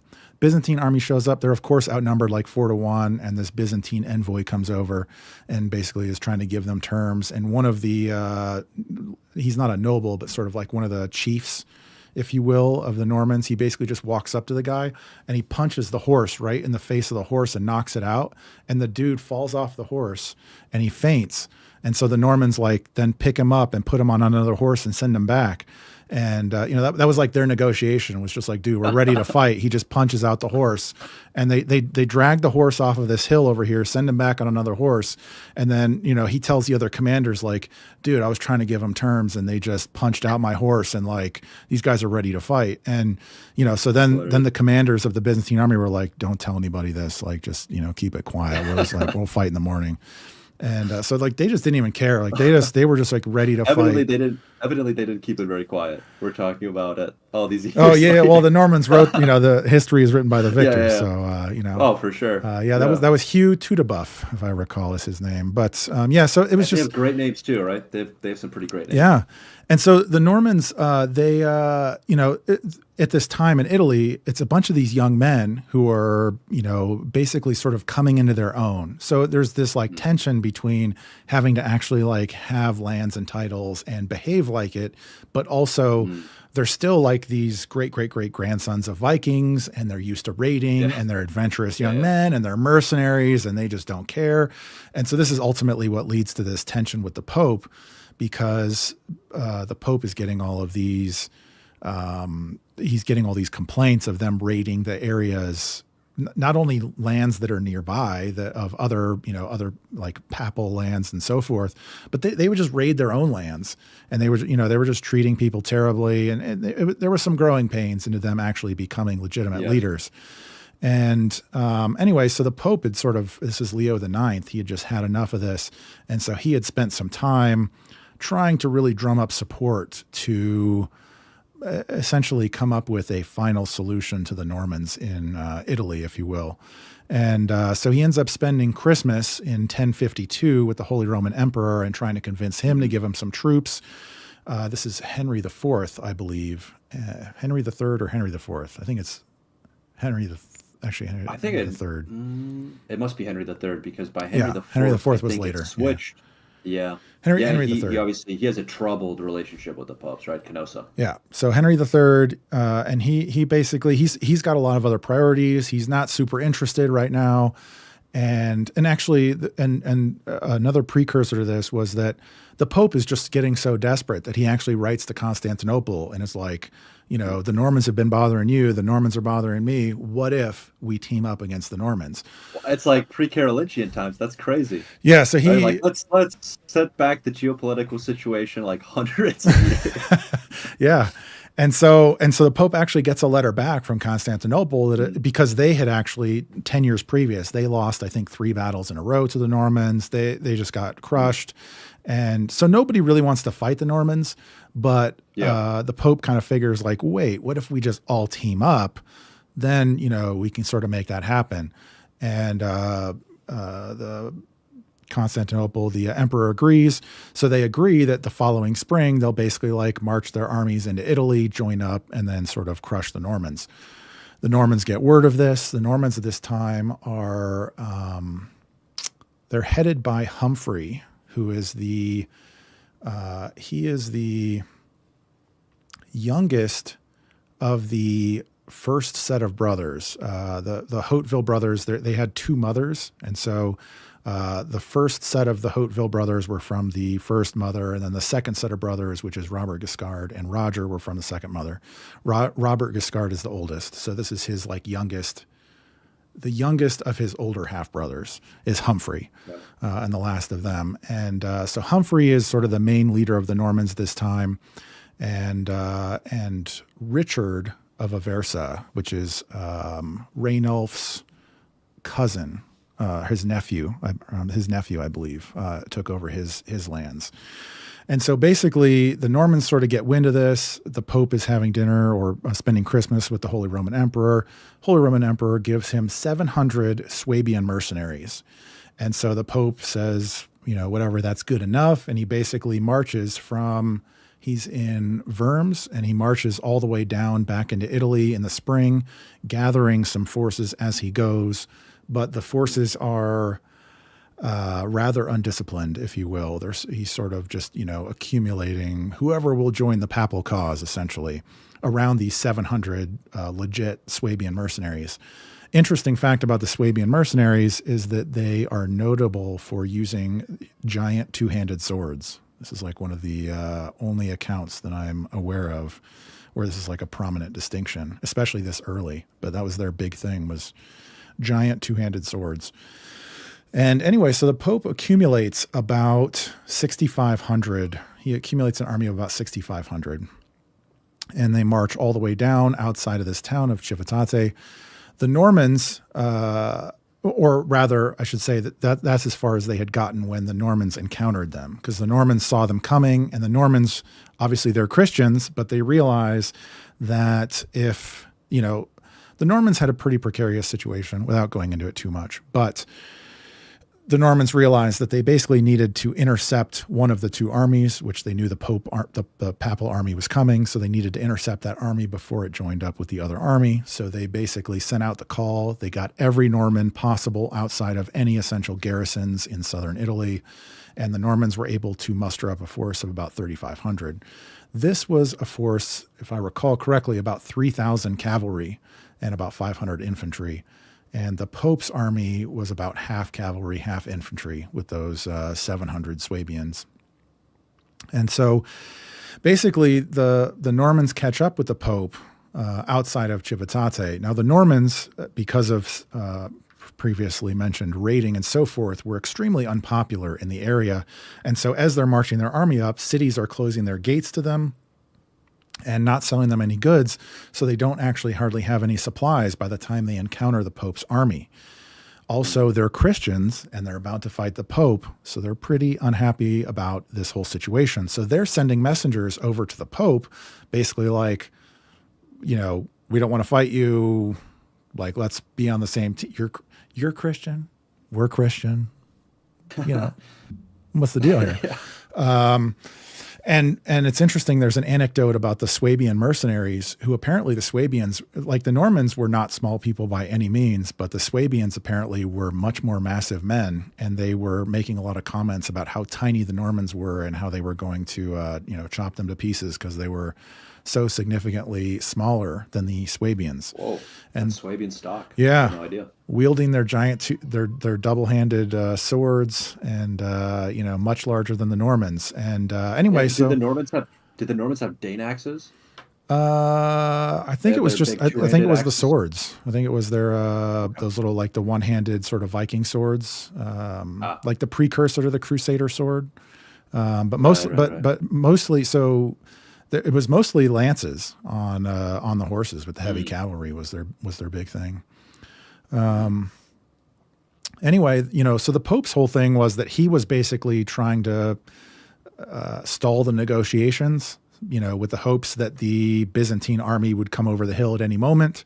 And the Normans, obviously, they have no supplies, they have no food.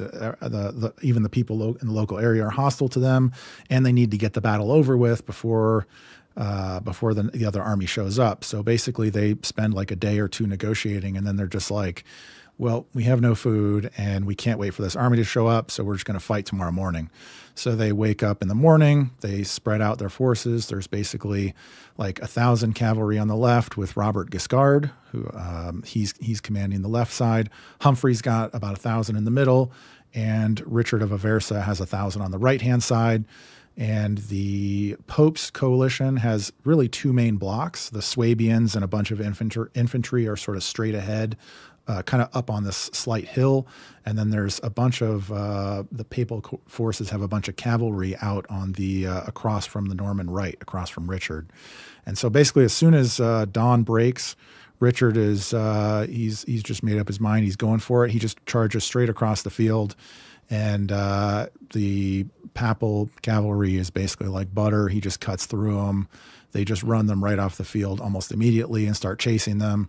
And then Humphrey basically advances and charges into the Swabians in the front. But the Swabians are professional soldiers, and so the Norman charge doesn't work quite so well against them. And so it just becomes bitter fighting.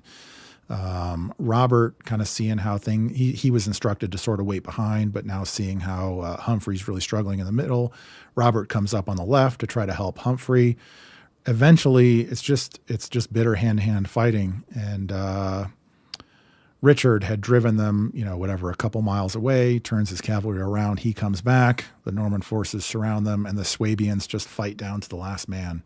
Wow. They don't surrender. No surrender at all. They are all killed in very hard fighting. And then basically the city, the leaders of the city basically go get the Pope and sort of gently escort him outside the gate of the city and shut the door behind him because they don't want anything to do with the Normans.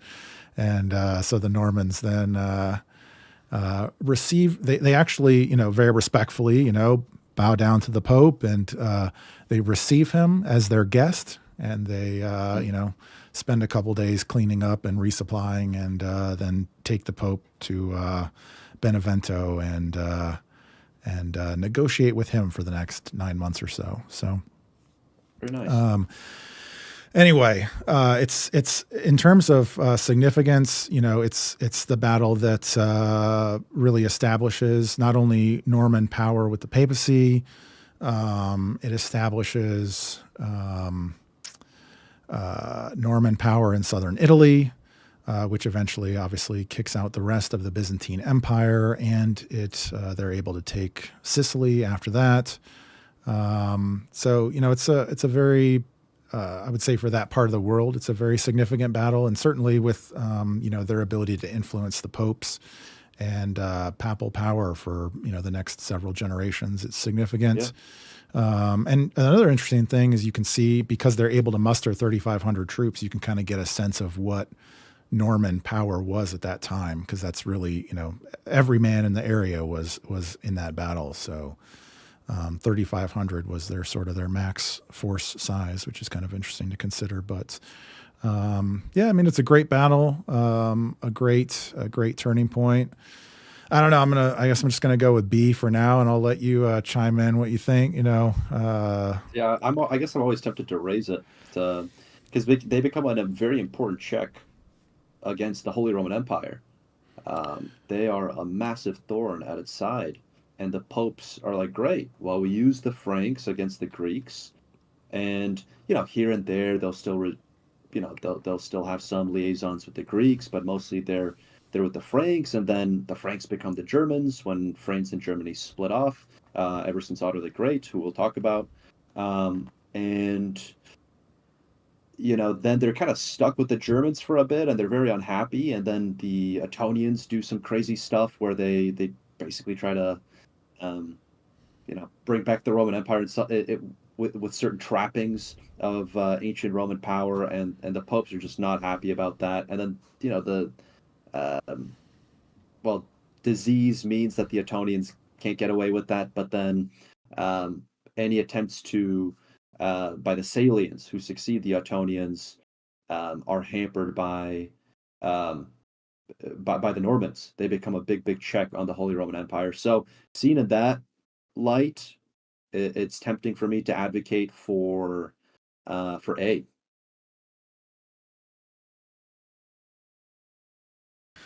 All right. Well, it's Well, let me ask you this. If they lose the battle, are the Normans finished, or do you think they just recover? They kind of go back to maybe more irregular warfare, asymmetric warfare, and then bounce back at some point?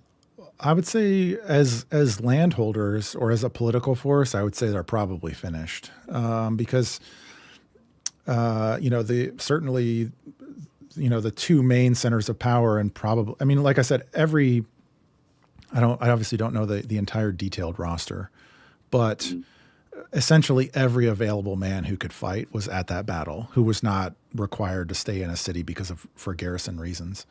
So every available fighting man was at the battle, which included all of the, of course, Humphrey, who was the Duke of Apulia, and Richard, who was the Count of Aversa, and all of the other sort of, little tribal faction chieftains. So they may not have been finished in the area as far as mercenaries go, but I think certainly as far as landowners, as far as a political force, I think if they would have lost the battle, if those guys, the thing is that the Normans had a very tenuous, it was a pivotal battle for them, very much, I would say, not unlike the Kingdom of Jerusalem. You could think of it as like a very similar type of situation. One loss for the Kingdom of Jerusalem is fatal because they don't really have the way of replenishing their manpower. They're very isolated. And so it's kind of very similar for the Southern Normans in that they don't have a way to replenish their manpower. They're obviously getting, immigrants from Normandy who come to join them, but that, they basically just get whatever's the leftovers of Normandy, essentially. So there's not, any battle is kind of it for them until they're more established, probably in maybe about the 1070s or the 1080s. So I would say I think it's fair to say that they're probably finished as a political power if they lose the battle. If that's the case, then I'm wondering if they're as effective as mercenaries in some of these other conflicts later on. Like we're going to talk about Manzikert, the Normans are there. Some of them join up with the Varangian Guard, I think. And they play such a big role in the lead up to the Crusades, during the Crusades, and I'm just wondering how much of that goes away, because they're such an elite fighting force that show up in all these later conflicts. I'm wondering how much of that goes away without their home base, if they're kind of operating more covertly like they used to be as, half mercenaries, half brigands in Sicily. Not to mention some of the pretty interesting things they do in Palermo, when they become a little bit more statesmanlike.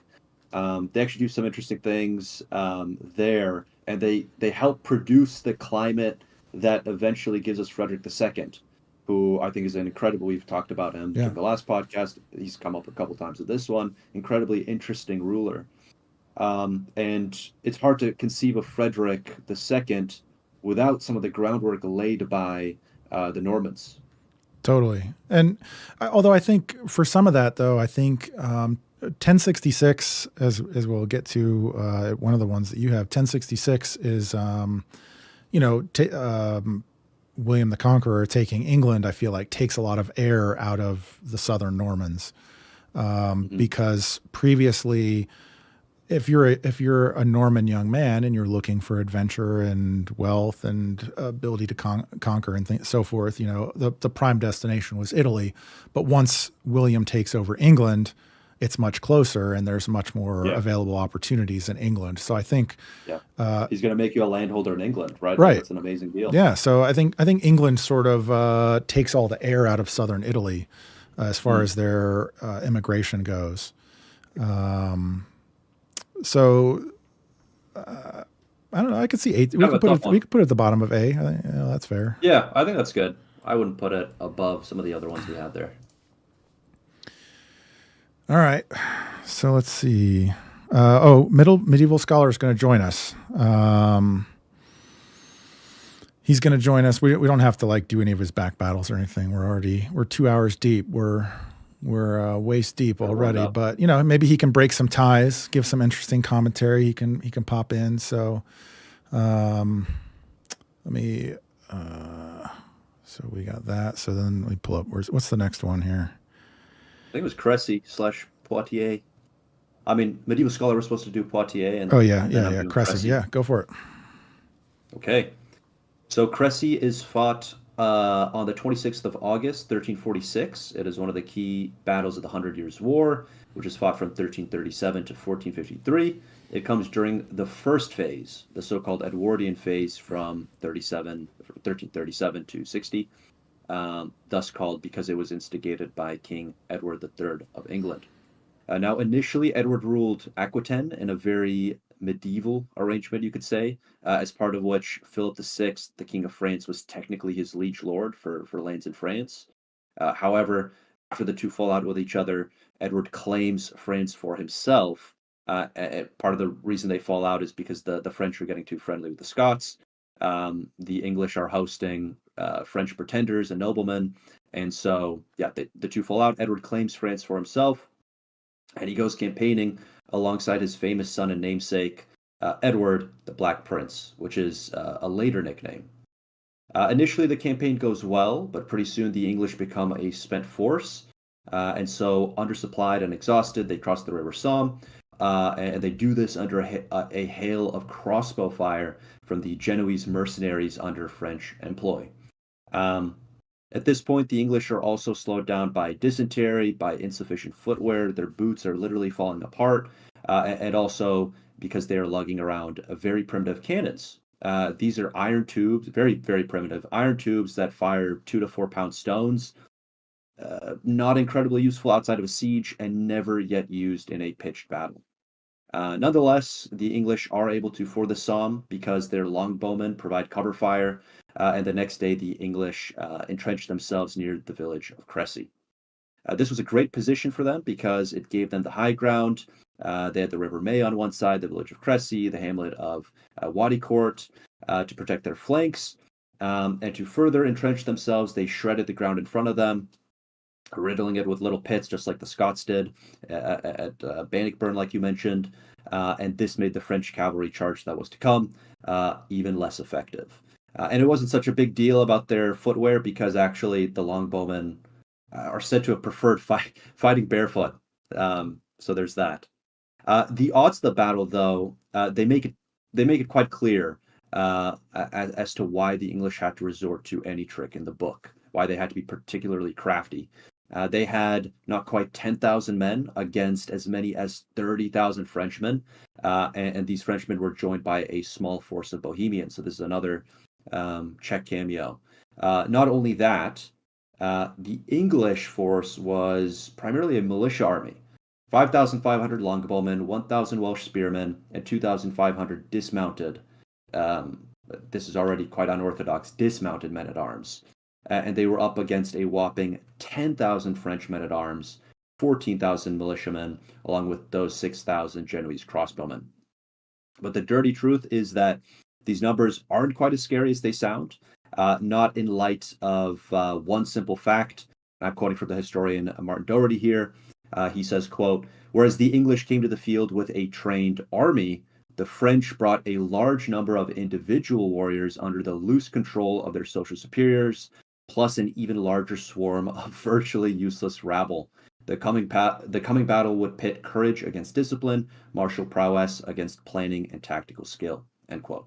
So the French came with the so-called flower of French chivalry, knights who, yes, trained, jousted, hunted, all the rest of it, but whose method of warfare was intrinsically vain and reckless. Beside them, you had the French militiamen, who, again, in the words of this author, virtually useless, completely held in contempt, the poor guys, by their social superiors, and lacking entirely in training, morale, and discipline, at least compared to the English. Perhaps the most lethal segment of the French army may have been those Genoese crossbowmen. This is because they were heavily armored, they carried large shields that protected them while reloading, and they thrived on close quarter combat, but also outranged the English longbow, actually. But the big downside was the reloading time. They took an awfully long time to reload the bolts. So theirs was kind of a slow, methodical style of warfare, completely ill-suited to the French method, if the French method can be called a method. Theirs was very, very brash and bold, whereas the Genoese, again, slow, methodical. So this did not lend itself to good army cohesion. Now, the English are sighted by the French at about 4 p.m., and much to their chagrin, the Genoese crossbowmen are prodded along by the French to make the first move. The French were itching for a fight. The Genoese had already seen some action, as I mentioned, so they were probably a bit exhausted, and they were also still missing their large shields. And this is because the French baggage trains were lagging behind, and not only that, the French force as a whole was not even in position by the time they start their approach. So again, so great was this vanity and recklessness on the part of the French. But from there, it gets even worse because the Genoese were advancing from the low ground because it was damp and cloudy. The sun actually was just barely peeking through the clouds, just enough to kind of be an annoyance to the Genoese. It was peeking out right behind the English longbowmen, who would normally be outranged, like I mentioned. But the Genoese have to resort to going 150 meters. They're 150 meters away, and the longbowmen get the first shots off. That's actually pretty short range for the longbow too. I think they could easily do twice that distance, like 300 meters or more. So they're quite accurate because of this short range, and on top of that, they've been drilled very, very hard by Edward for kind of peak longbow performance, which would be like 20 arrows per minute being fired off. This took an incredible amount of strength and skill, and it was a big part of England's military tradition, so much so that poachers who'd normally be killed would be let off if they joined the English army as longbowmen. Edward also positioned his forces in such a way as to maximize firepower. There were 2 units of Welsh spearmen and dismounted men-at-arms, and each of these was flanked by archers organized into kind of triangular formations. So really, as everybody probably knows, it's the longbowmen who are the MVPs of this battle. But those cannons I mentioned do get used throughout. Not incredibly effective. Actually, what plays a bigger role would be just French self-sabotage, even after the Genoese advance. After the knights see the Genoese crossbowmen turn tail and run from the longbowmen, they can't take this. They're infuriated by this, and they surge forward, completely indifferent to the crossbowmen in front of them. So they basically trample them underfoot, and they go for the dismounted men-at-arms because they think it's below them to go for the longbowmen. But also maybe some strategic reason for that as well. They're trying to avoid the pits in front of the longbowmen too. The English stand their ground, and all the while the longbowmen are pelting them with bodkin arrows, which are capable of piercing plate armor. At this point, Philippe, the King of France, knows the die is cast. Events had pretty much gotten away from him.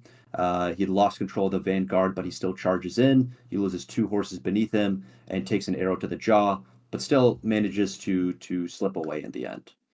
Meanwhile, not wanting to miss out on the fun, the blind King of Bohemia, John of the House of Luxembourg, charges into the fray after tying his horse's bridles to those of his attendants, and he's supposed to have fought quite valiantly before dying in the melee.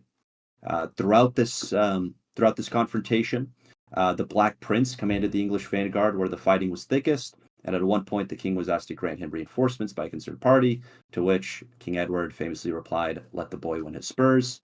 Eventually, he did reinforce the Black Prince, but not before he had indeed won his spurs by holding the line and fending off the French and Bohemian attacks alike. And in a pretty endearing story, the Black Prince is supposed to have come across the body of John of Bohemia, who was slain, and then adopted the Luxembourg ostrich feathers as part of his sigil, which to this day adorned the heraldry of the Princes of Wales. So that's more or less how the Battle of Crecy goes. The casualties are obviously hugely disproportional. The English lose a few hundred, while the French and Bohemians lose thousands. Historian Martin Doherty says that, quote, "The battle was the beginning of the end for the armored cavalrymen who had dominated warfare for centuries, pitting a tired and outnumbered English force composed mainly of archers against the flower of French chivalry. Crecy was the shape of things to come," end quote. And I think this rings true not only at Agincourt, but coincidentally enough in Bohemia, where the Hussites go even further with the gunpowder innovation and deploy their famous wagon forts against the mounted knights of Germany. So, to sum up, the battle marks the not the end of the Mountain Knight, but the beginning of the end, the rise of the longbow, the first time that gunpowder is used in a pitched battle. Geopolitically, for the Edwardian phase of the 100 Years' War, the English are able to take Calais. The Black Death kind of resets the balance of power, even if it hits the French harder than it hits the English. But Crecy overall sets the tone for future engagements in the 100 Years' War. The French really take their sweet time learning their lesson from the battle, and the English are able to remain in the race. So I think I have to give it an S tier. All right. Well, what do you think about that, medieval scholar? We've got him on the line, ladies and gentlemen. Hello. I'm lucky to be able to have tuned in. Hello, everyone. Hello, Mike. Hello. Hey, sorry we had to run without you for a little while there. No, it's totally fine. I had some stuff come up. Yeah, you're good. Yeah. So I mean, it's good timing at least that I was able to pop in hearing David talk about Crecy. Crecy is an incredibly important battle. It's when you think about Edward III and you think about the Black Prince, you think of two battles. You think of Crecy and you think of Poitiers. And Crecy, obviously, David probably mentioned it before I popped in, but it's the Agincourt before Agincourt, with the debut of the English longbow just ripping people to pieces, where the longbow is able to strike fear into people and just almost single-handedly win a battle for the side that's utilizing it. I would have to agree with David's rating of giving it a S tier. It's incredibly important for the campaign against the French. It's an incredibly important battle for the 100 Years' War. The French lost a ton of their nobility, as well as Philip is wounded in action. King John the Blind is killed in action. It's a monumental victory for England, so yeah, I would give it an S tier. Also, we get a amazing painting centuries later because of it, with the Black Prince solemnly looking over the fallen body of King John. That is one of the best paintings of the medieval period, I think. And someone had told me they had seen the painting in real life. I think it's housed in Georgia. Huh. Or at least there's a version of it. There's a version of it housed in Georgia. Yeah.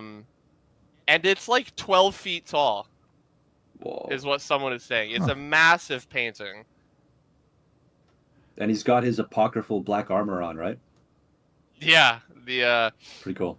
I was talking with a couple people. I can. It's not the best quality one, but I can slap it right into the Discord channel here. But I'm pretty sure we don't actually know to this day what the real reason is that Edward has that epithet or moniker or whatever Yeah, you want to call it. that's what I read. I'm gonna, while as cool as the black armor would be, It would be. it most certainly was most likely not true. But imagining Edward the Black Prince being called that because he's wearing just almost matte black armor is very cool. Yes. And it's 16 too, right? Like a bit of an emo phase. Yeah. It's one of the original. This is who I am, Dad. It's not a phase. All right, let the boy win his Spurs. Yeah. And win them. It's just such a great quote too. Like that is an amazing moment, and the fact that it pays off. Should we go and send more to help him? No, let him win his Spurs, and he wins them pretty convincingly. Yeah, Crecy is an absolute S tier. It's just like the battle's got everything you could want out of a battle. Like there's tactical, strategic brilliance, there's heroism, and you can't help but feel despite like trampling down their own men, you still can't help but feel that the just inclined positively predisposed toward the French as well, just because of the sheer valiance and bravado, and then with John as well, right? The fact that he's blind, he ties his horse's bridles to his men. He wanted to have a heroic, chivalrous death. Exactly, and apparently his words were as follows, quote, "Far be it that the King of Bohemia should run away. Instead, take me to the place where the noise of the battle is the loudest. The Lord will be with us, nothing to fear. Just take good care of my son," who goes on to be a very, very important ruler in Bohemia, of course. That is That's an S tier death. It's an S tier death. It's an S tier final quote. As added points for saying that as a blind man. Right. Take me to where the battle's loudest. Yeah. That he can check. God is with us. We'll be fine. Just take care of my son. Yeah, that's awesome. All right. Well, so Crecy, we putting it before or after Tours? I think it has to go after Tours. Just for me, I guess, as somebody who does care about the geopolitical side, I'd put it behind. If we were going narrative, then it would be the first. If we're going narrative, if we're going actual, just like as a battle, and not like the geopolitical, what's the word? I guess consequences, significance, consequences. I would put it before Tours then. But that's I think that's what's kind of fun about having a little bit of an open ranking is you can kind of discuss, you can sort of discuss those various merits. So what's great about the word great, it's like sufficiently ambiguous. You can make your own definition, right? Yeah. Yeah. All right. Well, we'll leave it there. We'll put it after Tours. All right. Next up is Jaffa. Thanks for popping in, Medieval Scholar. Thank you. Yeah, pleasure to have you. It's totally, sorry. No, dude, don't even apology rejected. Don't even worry about it. Okay. Stuff happens. It's fine. I get it. It wasn't intentional. We're good. We're going to roll now. We got the squad's back together. So we're good. Oh yeah. We got the band's back together. That's right. All right. So we're up to Jaffa here. So this is, admittedly, we'll be here for a few this hours. Is your wheelhouse, right? Admittedly, be here for a few you thought it was going on a long time about the Normans. Yeah, that's true. Yeah, sorry about that. Yeah, sorry. No, I enjoyed every minute. So, all right. So this is the Third Crusade. Richard is trying to leave. Things are getting bad back home. He's just trying to get out of here, and he gets word he's trying to leave from Acre, and he gets word that Saladin is besieging the city of Jaffa, which he had taken, I believe, the previous summer. So he basically just immediately, he already had sent some of his forces out, so it's too late for them. So he sends Henry of Champagne, his nephew, and now going to be the king of Jerusalem.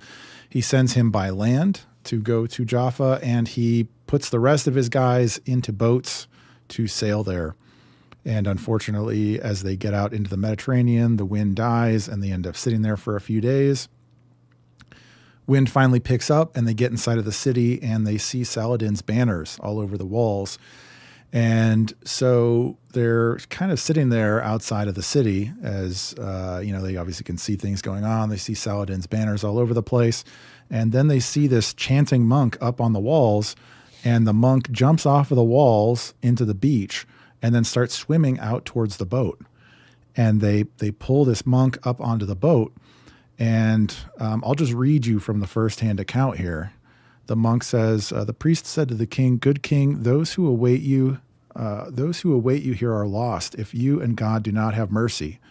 "What?" said the king. "Do some still live, my friend? Where are they?"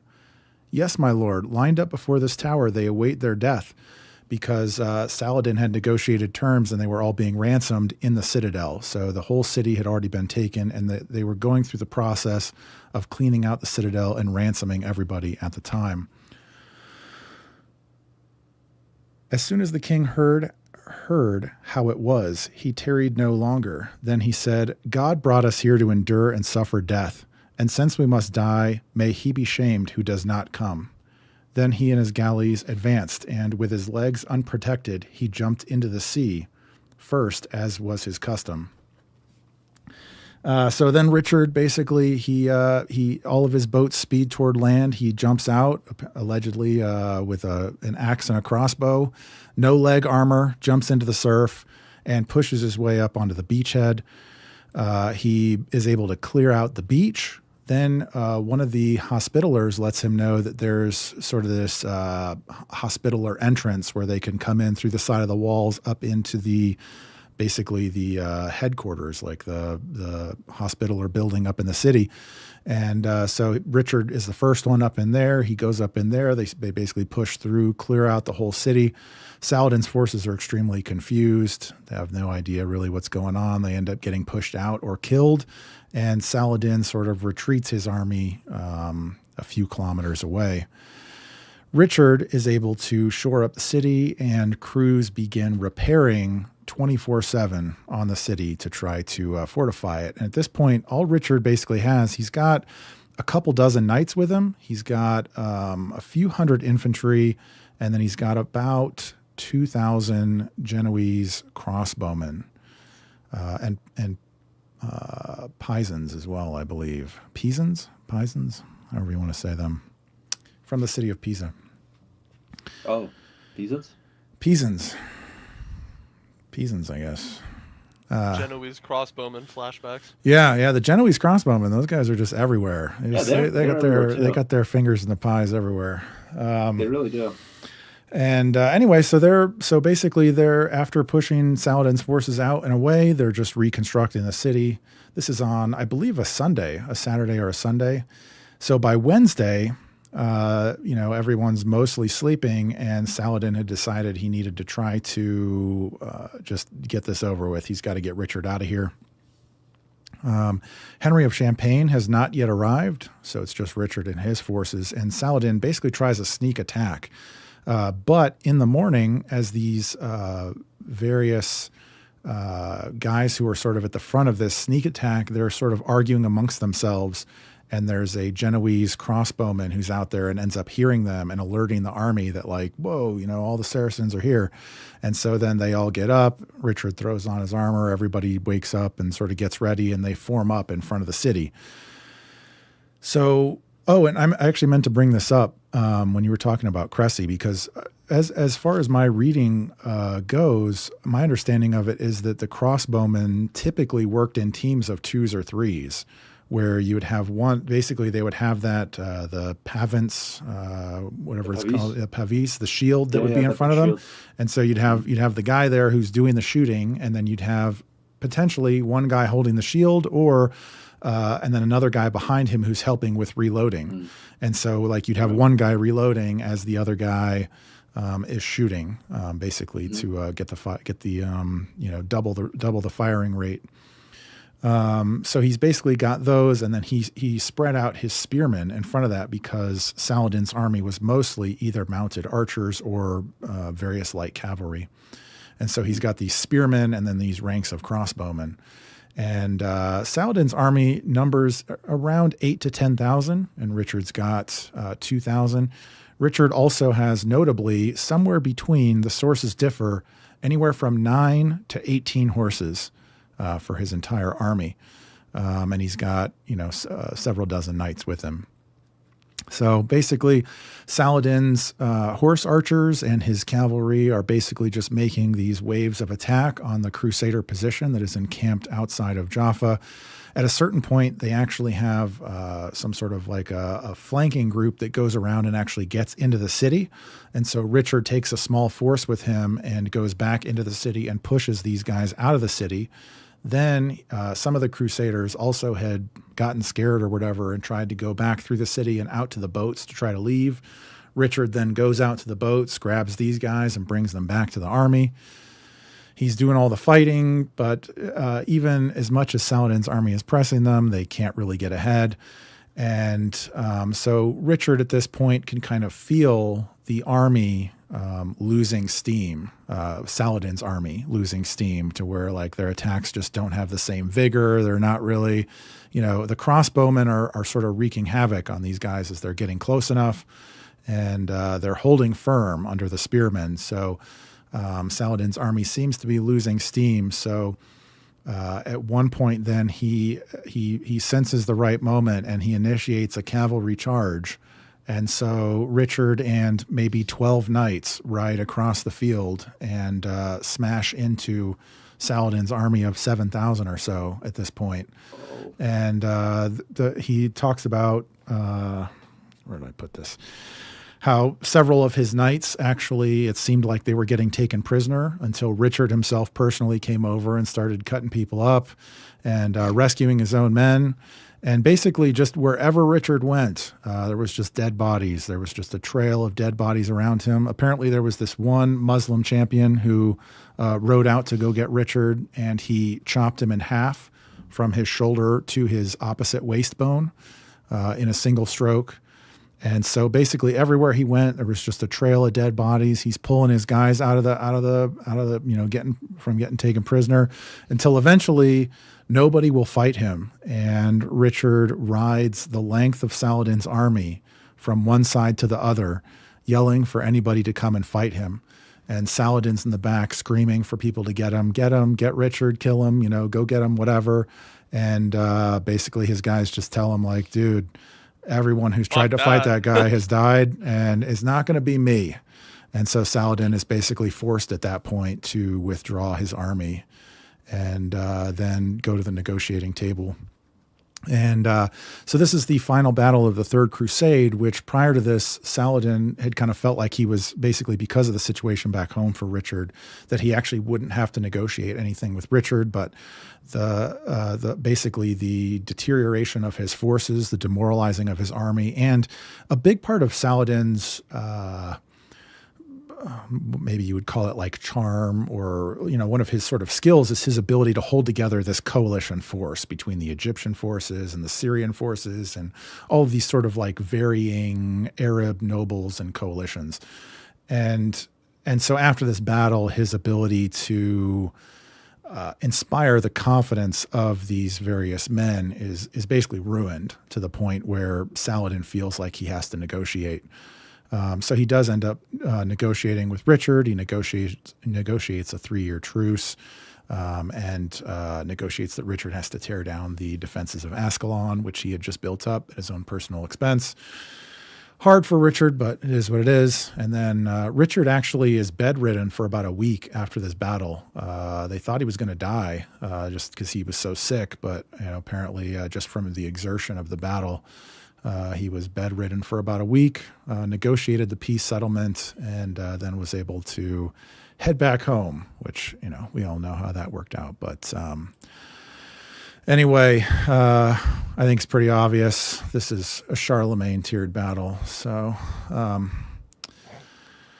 there's absolutely no biases here. None. That's an accepted. There's actually 100% historian consensus on this fact that Jaffa is in its own tier, S+ Charlemagne tier. So, Anyway, yeah. So go ahead. I'm going to put it in S tier, as you know, but go ahead and punch it down. We'll let you start, Medieval Scholar. Everybody, go kill him. It's like we just sent our champion to fight him, and he just got cut in half. I don't know what you want us to do about this. It's crazy. Yeah, dude. I don't know. Richard the Lionheart pulls up to battles, and the opposing side starts hearing Elden Ring music. I don't know what. I don't know what Why exactly. Do I hear boss music? Yeah, all the lights go dim, and they just start hearing like really eerie choir music. I mean, there's not really much to say that hasn't been said already from your narratively. Yeah, from your fandom description of the battle. Richard is just a force of nature as a ruler when it comes to leadership in conflict and on the battlefield, and just besting Saladin in such a displayful way. And I'm pretty sure they also only lost like 5 people. Oh yeah, Ambrose's account, he mentions that they lost 2 people, and that Saladin lost, I think it was something like 700 men and maybe twice as many horses. Yeah, and I think like all 700 of them were probably because of Richard. But yeah, that even just further proves that of just how much Richard just outclassed the Muslim army and Saladin in pretty much every facet. They're completely outnumbered. They are, on paper, they should just be completely obliterated in this battle from how many horses, like the massive horse discrepancy. It should be like a big damning thing for them, and somehow they only come out of this battle with allegedly 2 killed in action soldiers, while around 700 for the opposing side die. All while Richard doesn't get hurt, he doesn't die, he's in the front just cleaving through people. Richard at Jaffa is like the beginning of Fellowship of the Ring when Sauron walks out to the army of the Last Alliance, and he just starts swinging his mace, and everyone just goes flying. That's Richard with his axe, minus the part where his fingers get cut off and he explodes. But I think that would probably be what would have happened if Richard did suffer some sort of fatal blow. It would just be some like shockwave explosion that just knocks everybody over. Jaffa is an insane battle, and that's coming from me, who is not the president of the Richard the Lionheart fan club. I'm frankly surprised that you don't have a bust of Richard the Lionheart behind you. I should get one. I want to get one of those, like a replica of that statue at Westminster. I should get one. That would be really cool. Put it in your front yard. Get a cardboard cutout of him. Yeah, I think I'm not going to say S+, because that is egregious. Yeah. I'll put it, for fairness' sake, for the rest of the debate, I'm going to leave it to start in A. To be fair and just. It can absolutely be put in S tier after David goes. All right, go ahead, David. I don't know. I guess I've established myself as a geopolitics guy, but I got to say the narrative here is pretty cool. And also, apparently this is from a Muslim historian, right? Like this account about it's him confirmed on both sides, yeah. Yeah. Yep. Which is amazing. That's one of the reasons actually why I think it is so incredible, is that you have the confirmed account on both sides. It would be one thing, you have to, if it was only Ambrose, see who that all the wrote about time. this. Yeah, you kind of have to see that all take the that time. as a grain of Yeah. salt, but Yeah. because Exactly. it's confirmed If on the both other side sides. is if And the other side is like, like we this got guy was owned, badass. yeah. The other side's like, he was badass. The other side's He like, was cool. yeah. Usually we're supposed to be shit talking him, but he fucked us up. Yeah. It's high A tier or bottom of S to me. It's your call. My call. Yep. Goody. I think we could just keep it where it is. All Bottom right. of S right now, right? All right. Yep. End of S. Yep. Yeah, we can put it bottom of S. All right. So next up, Manzikert. Very good. Okay. Manzikert is fought on the 26th of August, 1071. And for a bit of context, the last couple centuries had been good to the Byzantine Empire, i.e., the new Roman Empire. They were experiencing a so-called Renaissance under the Macedonian dynasty. Their borders were secure, but all of that would change quite suddenly and dramatically with the arrival of the Seljuk Turks, kind of sweep over the Muslim world. And meanwhile, you get a new emperor that ascends the Byzantine throne, Romanos IV. He takes power in 1068, and he knows he has to do something about this emerging threat, so he undertakes some military reforms, and he goes on the offensive. Now, this offensive, it goes pretty well, but then a couple of ceasefires get called, and it was under the cover of one of these ceasefires that Romanos leads an army sneakily into Byzantine Armenia to take Manzikert, which is today part of Turkey. Now, this is a really massive army, especially for this time. The emperor brings something like 40,000 men with him, among whom are Varangians, Normans, Franks, Magyars, Cumans, Pechenegs, as well as Turkic mercenaries. And though Romanos did not know it, a raid against him in the vicinity were about 30,000 mostly mounted Seljuks, along with Pechenik mercenaries on that side as well. And the reason all these troops are arrayed against him is because the Seljuk Sultan, Alp Arslan, has better reconnaissance, and he knows all about the approaching Byzantine army. So this is where Romanos makes the second of his blunders, the first blunder being just bad reconnaissance, but the second blunder being splitting his forces roughly in half, taking one to Manzikert while the other proceeds to a different fortification nearby. And quite ominously, we don't really hear from that force again. It's a little unclear whether it was just beaten by the Muslims. Most likely it just retreats. And at this point, Romanos has surrounded Manzikert with the Byzantine army, though really this is a force of mercenaries and auxiliaries. There is also the Byzantine heavy cavalry and infantry, but it is also a substantial force of non-Greeks or even non-Byzantines. A lot of those Magyars, Cumans, Pechenegs, a lot of those groups are with him.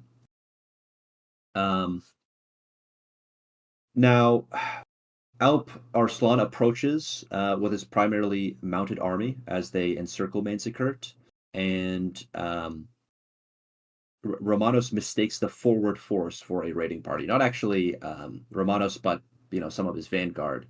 And so he reluctantly kind of peels away more and more of his vanguard to deal with this forward force. They are pretty easily repelled. And then another mistake is made by the Byzantine army. They pursue, and this turns out to be the classic steppe tactic, a feigned retreat.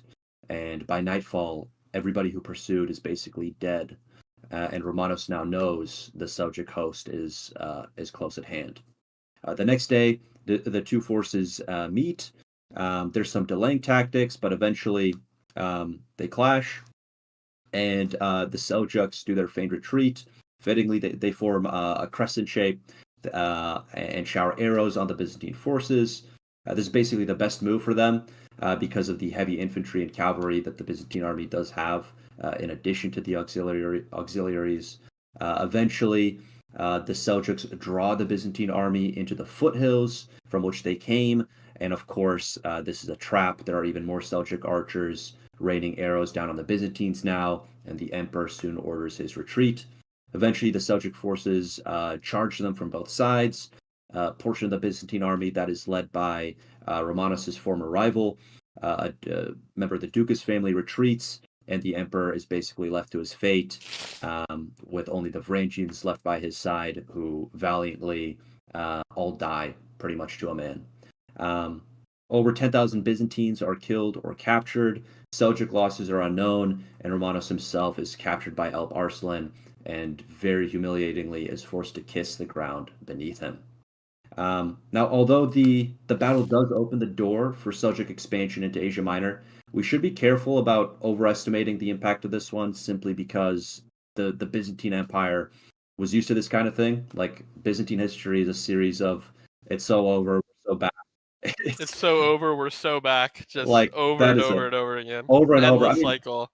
yes, that's what comes out of like being a state that spans a millennium, and being very precocious with its institutions, a good degree of centralization, and all of that, but very much capable of staging a comeback. So there is that. But at the same time, between Manzikert, the Fourth Crusade, and the rise of the Ottomans, we all know what happens. And so it is one of the first steps toward that long-winded decline. So I would either give it high B or low A. I would agree with low A. It's an absolute just crushing defeat, and like you said, a humiliating one too. Yeah. For the Eastern Roman Empire, and obviously from geopolitical etc. Perspective, it also is one of the first stages, like you said, of leading into the inevitable First Crusade that happens just a little over 20 years later. It causes the Eastern Romans to just lose so much ground and control to their enemies in Asia Minor that decades later is what happens when they start having so much pressure even starting to be put on Constantinople, that the emperor does his inevitable call to Christian Europe of we need help. One thing I'll say about it too, I think. Oh, sorry to cut you off. Go ahead. No, it's totally fine. You go. Just that, like, I think of like all the battles that I was going through, I think this is like the worst screw up. Like, this was just horrendously bad strategy and tactics from the emperor. It was an abomination. Horrible. Like, just splitting his forces in half and then completely losing track of half of his army. Terrible. Just terrible. Is this the battle that, or would you say, is this where sort of the feigned flight became famous? I think that more so the Mongols. The Mongols really popularized it. Yeah. So we talked about Grunwald before you came here, medieval scholar. I'm so mad I missed that. Are you a fan of that one? Well, because my favorite knightly order is the Teutonic Knights. Okay. So I would have certainly enjoyed to talk about them perishing as a result of their own hubris, because they thought that they could continuously conquer into Poland and Lithuania. Yeah, and we were talking about, maybe some of it had to do with just Ulrich. Like, if his brother was still in charge, who predeceased him, maybe they would have been better commanded. They would have charged the Poles-Lithuanians as they came, and maybe that would have been a different battle. And similarly with this battle, if they were just better commanded, it might have gone a different way. Now, would the Seljuks have then gone back, licked their wounds, and affected the same kind of end result? Maybe. It's hard to say. That's why I don't rank this so high. I think, like, geopolitically, I'm of the mindset that even if the Eastern Romans or Byzantines, whatever people like to call them, if they had won at Manzikert, it really doesn't change anything. Sure. I think even if they did win, I think the Seljuks, they just keep coming back. They keep coming back. There would be another battle if Manzikert isn't the crushing defeat that it is. If they do win it, there would have been another battle to take its place where a result of what our timeline's Manzikert is happens, and then Yes. maybe that's in 5 years after, maybe that's in 10 years after, or maybe it's even somehow 50 years after. But I think that's a fair point. Yeah. yeah, But I think. to get back to that initial question about the feigned retreat, it's so interesting because I think this preparing for this has kind of opened my eyes as to how common that really was, and that this was both an incredible opportunity. So we discussed, and everybody knows this, right? Where the retreat is when you really get chopped up and killed, and you take most of your casualties, especially if you have fast-moving cavalry and you're not screening that retreat with your own cavalry. This is the riskiest part of the battle. But at the same time, it presents some great opportunities for you if you can somehow tap into that esprit de corps, motivate your men to get back into it, or maybe it was all part of the plan, and so they're ready to get back into it at your order. Because if the enemy overcommits, well, now you loosen them up and you can surround them. So it comes up again and again. It comes up in the east with Grunwald. That was more so in the context of the Mongols and Tartars. And sure enough, there was a Tartar prince on the Polish-Lithuanian side who might have counseled for this action. But without giving it away, there's another battle on the opposite side of Europe where this also takes place. That is around the time of Manzikert. It's even earlier than Manzikert. The Normans in southern Italy were also known to use the feigned flight. Mm-hmm. It's hilarious that it just always works. Every time, no matter who does it, no matter when it happens, no matter what year, no matter what battlefield, no matter what army, the feigned flight, it always works. And the Mongols really just became like the masters of it, where it's like, oh, we're suffering a little bit of casualties. Let's turn around. Let's pretend that we're running away. Enemy breaks ranks, starts pursuing the quote unquote retreating army. Quote unquote retreating army turns around. It was all a ploy, an elaborate ruse. You fell for the greatest blunder, and just minces them. Yep. All right, so we good. Sorry, the last thing I'll say is I think it's kind of funny to imagine too that maybe some of the time it's like, we totally planned that, when really it was just like kind of happenstance. Like eventually they get far enough and they start to feel bad for the comrades. They left behind. They're like, guys, let's do the right thing. No, let's go back. What do you think the first ever feigned flight was like? Do you think they actually just meant to retreat and I don't think like it was intentional? I think it probably wasn't intentional. They meant to retreat and they're like, wait. Yes. That worked pretty well. They're like, let's not be cowards. Actually, I'm having second thoughts on this. Let's turn around and fight. And then they win the battle really convincingly. And then one of their generals is like, yeah, so I totally planned that the whole time. Exactly. All right, so we good on end of A? Does that seem good? I think so. All right. I think so. All right. So, and then we've got 4 more here, so I just set them in order there. Ramla, Hastings, Targoviste, and Lechfeld. So we'll jump right in here. So the Battle of Ramla, I figured we'll just put that right after since we just talked about Jaffa, although it takes place 100 years almost before Jaffa.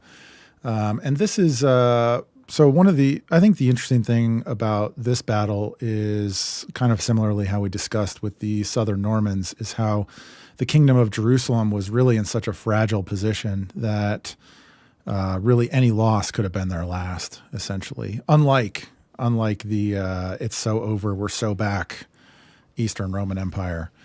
And so in this battle in Ramla, basically after the First Crusade, Godfrey of Bouillon is the king for roughly about a year. He dies. His brother Baldwin takes over as king. And so he's running Jerusalem, and a Fatimid host comes up from Egypt.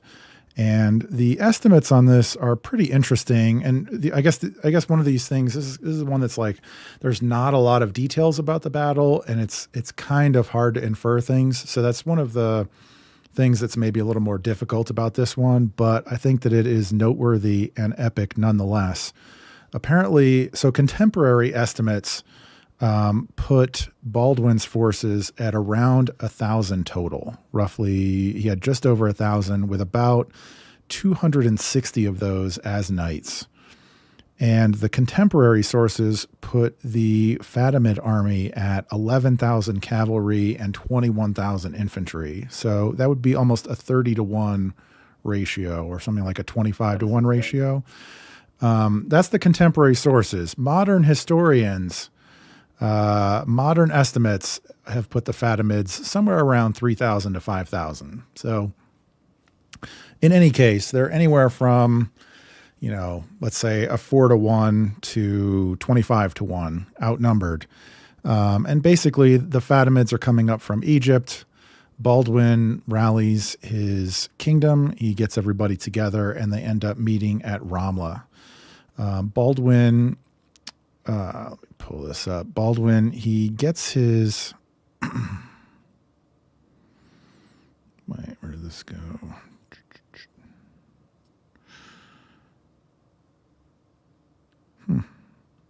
Oh yeah. Okay. So Baldwin gets his, he gets his army together. He divides it into 6 divisions. And he gives them a speech where he says, "Come then, soldiers of Christ, be of good cheer and fear nothing. Conduct yourselves manfully, and you shall be mighty in this battle." And so then he basically, the first 2 divisions of his 6 divisions go out to attack the Fatimids and are completely destroyed. And then at that point, some of the Fatimid army, the cavalry, actually came around to attack the rear of the Christian army. And I don't really understand, but and I should say the main source of this is Fulcher of Chartres, who's one of the main sort of contemporary chroniclers. And that's one of the real only sources that we have for this. And he was actually at the battle. But, we really only have, as far as I know, his account. So this part of the Fatimids comes around to the back and then somehow just decides, actually, let's just keep going. And they actually just ride to Jaffa. They ride like past the army as the battle's going. And just this whole section of the army just goes to Jaffa to start looting Jaffa, which Jaffa's a little bit to the north. So things are going poorly for Baldwin, with at least a third of his army destroyed. And he basically leads the 3rd Division to attack the Fatimid army and rides across and crashes into them. And Fulcher of Chartres had some complimentary things to say about his fighting personally. And they ended up, through some hard fighting, actually routing the Egyptian, the Fatimid army. And they actually started pursuing them. And they pursued them to the south all the way to Ascalon. And at this point, then, they get to Ascalon, and then they start turning around to go back and loot the camp of the Fatimids up at Ramla. And so they go up there and start looting the camp, and the cavalry from Ramla, or from Jaffa, starts coming back. This other part of the army that had attacked their rear and then rode off, actually, they started coming back because they just figured, like, well, we'll just go rejoin the army. And the army had been routed and ran way off the field, and lots of them slaughtered. They ran into this cavalry unit and they attacked them and killed them as well. Those guys were obviously surprised. I think a big part of it was the surprise that they were probably just coming back expecting to hang out and have a good time or something. And they got immediately charged and kind of taken aback, and they got run off. So this was sort of a rousing victory for Baldwin, which, geopolitically, I totally get. It's not a hugely significant battle in the sense that, like lots of things changed after the battle, but it was a battle where, for the Kingdom of Jerusalem, really everything was at stake. And even in the middle of the battle, everything was going poorly for Baldwin when he decided to personally lead the next charge in. So I think it's at least worthy of being mentioned. as a great battle. So I'm not going to say it's as epic as any of the other ones. We'll put it average at C to start. And Our first C. Wow. yeah, I think that's fair. But I mean, it's a great battle. Yeah. But it's not. I like the speech too. Yeah. I like the medieval speeches that use the word manful. I think we should bring that word back, manfully. Yeah. So go ahead, medieval scholar. What do you think? C. I have no qualms. I think C is a good. I think C is a good fair rating for it. What do you think, David? Yeah, I agree. All right, C it is. All right, Hastings. Ooh, goody. Okay, Hastings. So we all know this. It takes place in 1066. It takes place in the fall, on the 14th of October. Right at the start of that immortal year, on the 5th of January, the last king of the House of Wessex dies without a legitimate heir. This is, of course, the childless Edward the Confessor. This sparks a succession dispute between a number of different figures. All of them very interesting, amazing stories, all of them archetypical, but they're fated to clash. So these figures are Harold and Tostig Godwinson, Harold Hardrada, and William de Normandy. The first Harold, the son of Godwin, is an Anglo-Saxon. He's the Earl of Wessex. He has three brothers who are fellow earls, so together they're a very major power block, or they're a major power block in England. He's able to claim the throne as a result by saying Edward the Confessor pointed to him on his deathbed. So who is the Witan or Council of Wise Men to dispute this? They crown Godwinson in Westminster Abbey on the 6th of January, the next day, and that is Godwinson. The second herald, nicknamed Hardrada or Hard Ruler, is the ex-Varangian Christian king of Norway. His claim kind of dates back to the brief existence of the North Sea Empire, this personal union between England, Norway, and Denmark from 1013 to 1042. But really, he's spurred to act by Harold Godwinson's brother, Tostig, whose earldom had been revoked because he ruled tyrannically. He taxed the peasants a little bit too hard. So he made the trip to Scandinavia to convince Harold to act. Harold Hardrada, that is. The last contender, William, rules the Duchy of Normandy in northwestern France. He's called William the Bastard because he's base-born. He's also of northern Norse Viking stock, and we can trace his heritage all the way back to the warrior settler Rollo, who's bought off by the Frankish king with Normandy. William claims that Edward the Confessor, his first cousin once removed, had already promised the throne to him on the basis of kinship, and that Harold Godwinson had gone back on his word to support this claim. William's invasion is delayed because Harold Godwinson is guarding the southern coast, and also because of adverse wind conditions. But as is so often the case historically, this bad luck was actually tremendously good luck, because it means William only arrives after the two heralds duke it out. So Godwinson defeats Hardrada and Tostig on the 25th of September. Both pretender claimants die in the battle, and William makes landfall on September 28th with a massive fleet of 776 ships. So this is really like apocalypto-tier timing, if you remember the ending of that movie. Godwinson rushes south to confront William and meets him on the 14th of October, about 7 miles from Hastings. And as we will soon see, the battle proves to be a damn near run thing, to borrow a phrase from the Duke of Wellington. Troop counts vary drastically, but average out at roughly 8,000 men each. Troop compositions are better established. The Normans, they were joined by the Bretons, had roughly 1/2 infantry, 1/4 horsemen, 1/4 bowmen, while the Anglo-Saxons were mostly infantry. Norman archers had not yet the longbows, but self-bows, and they may have had primitive crossbows as well. Norman knights had war horses, lances, kite shields. The rest of it, they wore chainmail hauberks like the infantry, and maces, swords, and round shields also used.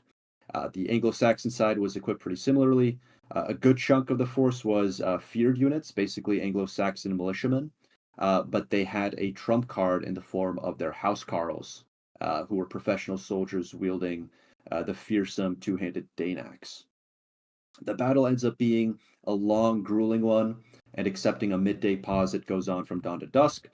Both Harold and William are joined by their brothers, Harold by Geirth and Leofwin, who both die in the battle, probably before Harold, which may have actually influenced him. may have influenced the course of the battle. And William is joined by his famous brother Otto, who is the Bishop of Bayeux, and according to legend, uses a club instead of a sword, so he doesn't spill the blood of fellow Christians. He's content to bludgeon them to death. So that's Otto. Last time I checked, if you bludgeoned someone to death, I'm pretty sure there is going to be an assortment of blood everywhere. There probably will be.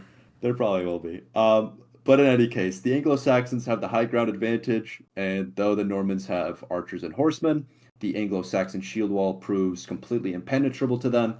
The archers are on the low ground, and as I mentioned, they have self bows as opposed to long bows, which are not quite as effective. And the other side has no archers, so William's side can't replenish their quivers with the enemy's arrows.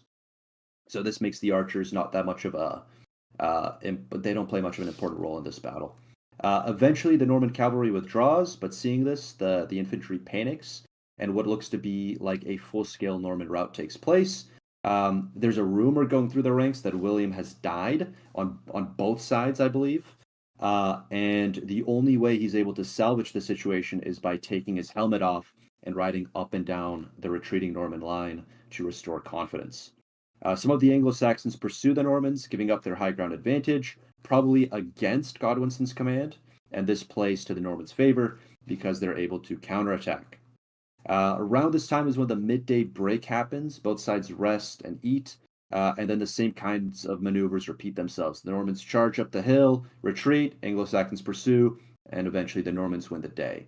And again, it's unclear whether Harold Godwinson wants this to happen. Maybe he's just kind of resigning himself to his fate at this point. He sees his brothers die before his eyes. In any case, as the story goes, Harold Godwinson takes an arrow to the eye. It's also possible he was cut down by Norman cavalry. It's possible that both things happened. But nonetheless, it was a valiant end for really the last Anglo-Saxon king of the England. Now, casualty figures are hard to come by, but about 2,000 Normans are said to have died, and twice that number of Anglo-Saxons. As far as the geopolitical consequences, this is obviously massive. William the Bastard becomes William the Conqueror. He takes London. He gets a Christmas coronation, which is probably the second most famous behind Charlemagne's. As king, he is a feudalizing and Frenchifying force on Albion. He replaces a lot of the Anglo and Saxon top brass with Normans. He builds a bunch of castles because nobody likes him. He has to kind of defend himself. His landholders have to defend themselves against repeated rebellions. And slowly, this sets England on a course toward the 100 Years' War because it gets England embroiled in all sorts of marriage matches and alliances and complicated feudal obligations in mainland Europe, in France, that is to say. And the conquest gets immortalized in the Bayeux Tapestry. This is one of the great works of medieval art. William founds a dynasty that rules England until 1135, and to this day, he plays a kind of founding father role to the English.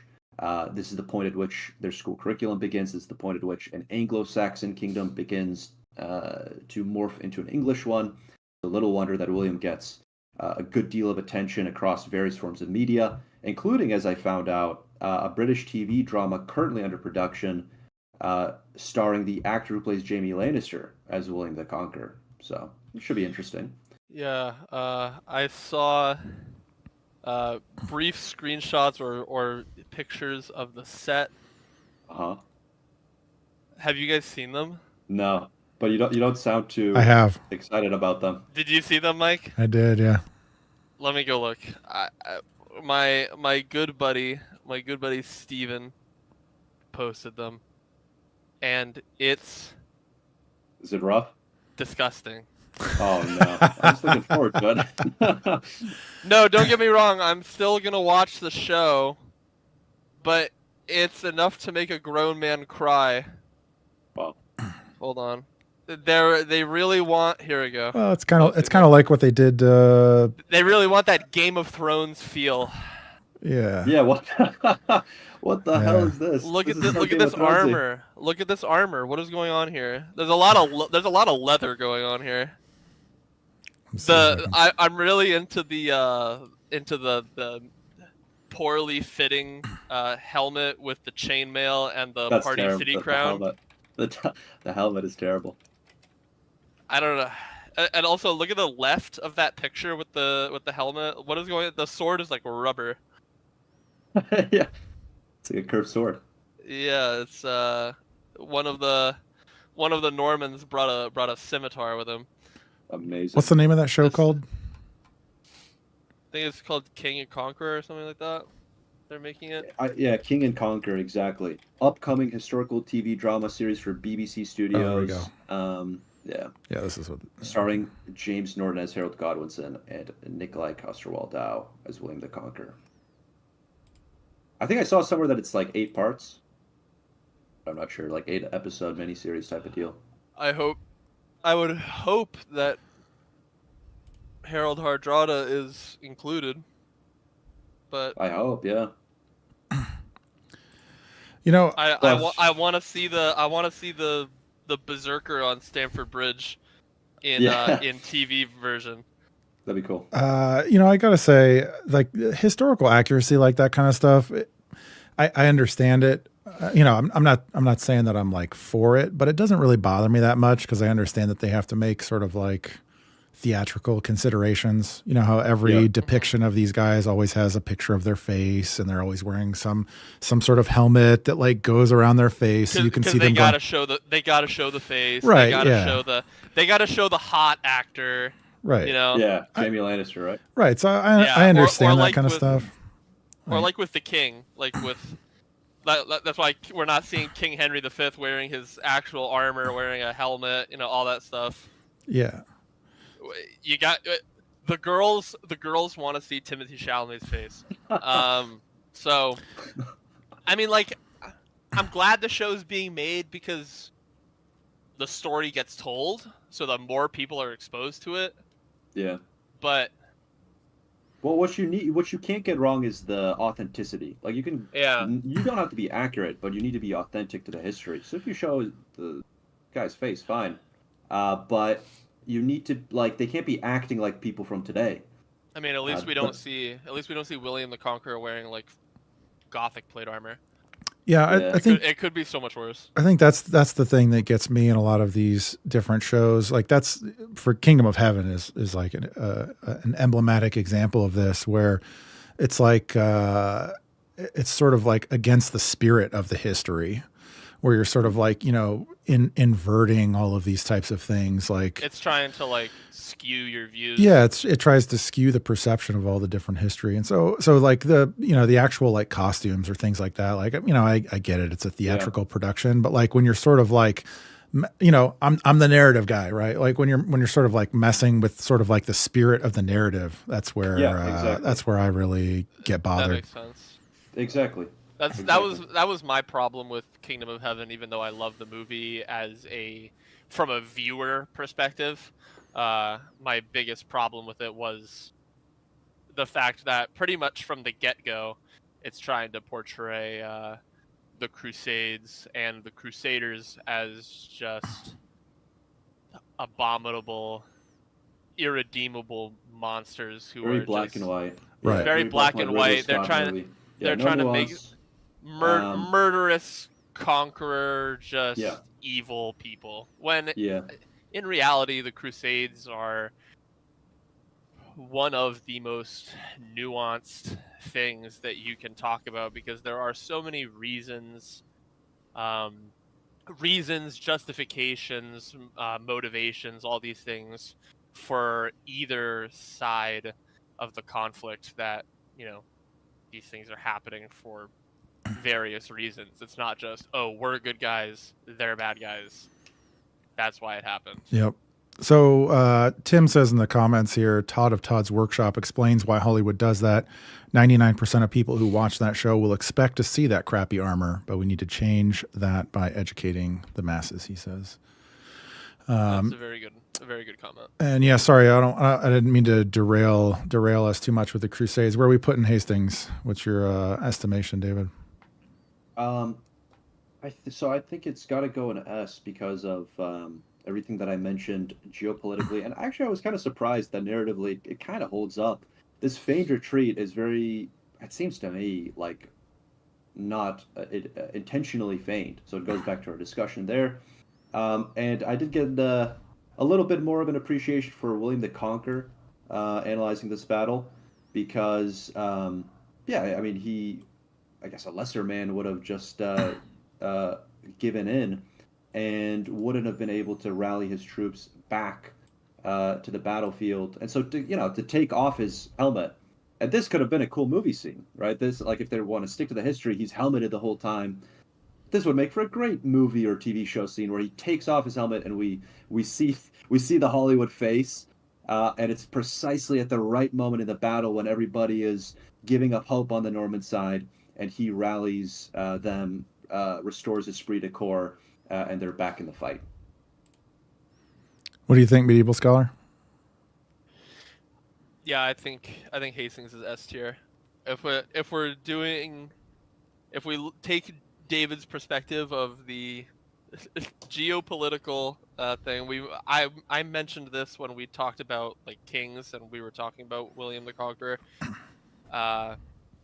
Medieval Europe and the world and England as we know it today is not the way it is without Hastings. So yeah, I remember that. Everything is like Hastings kind of like lit the fuse for everything to happen the way it did. So Hastings is kind of like at the start of like a relay race, like that like start gun. That's Hastings. So that's at least how it's taught, yeah.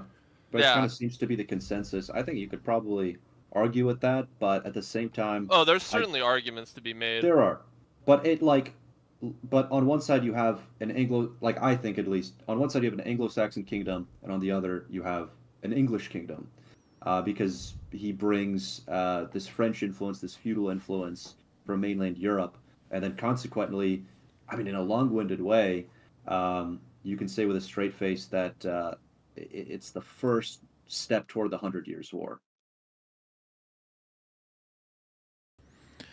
Yeah, I agree.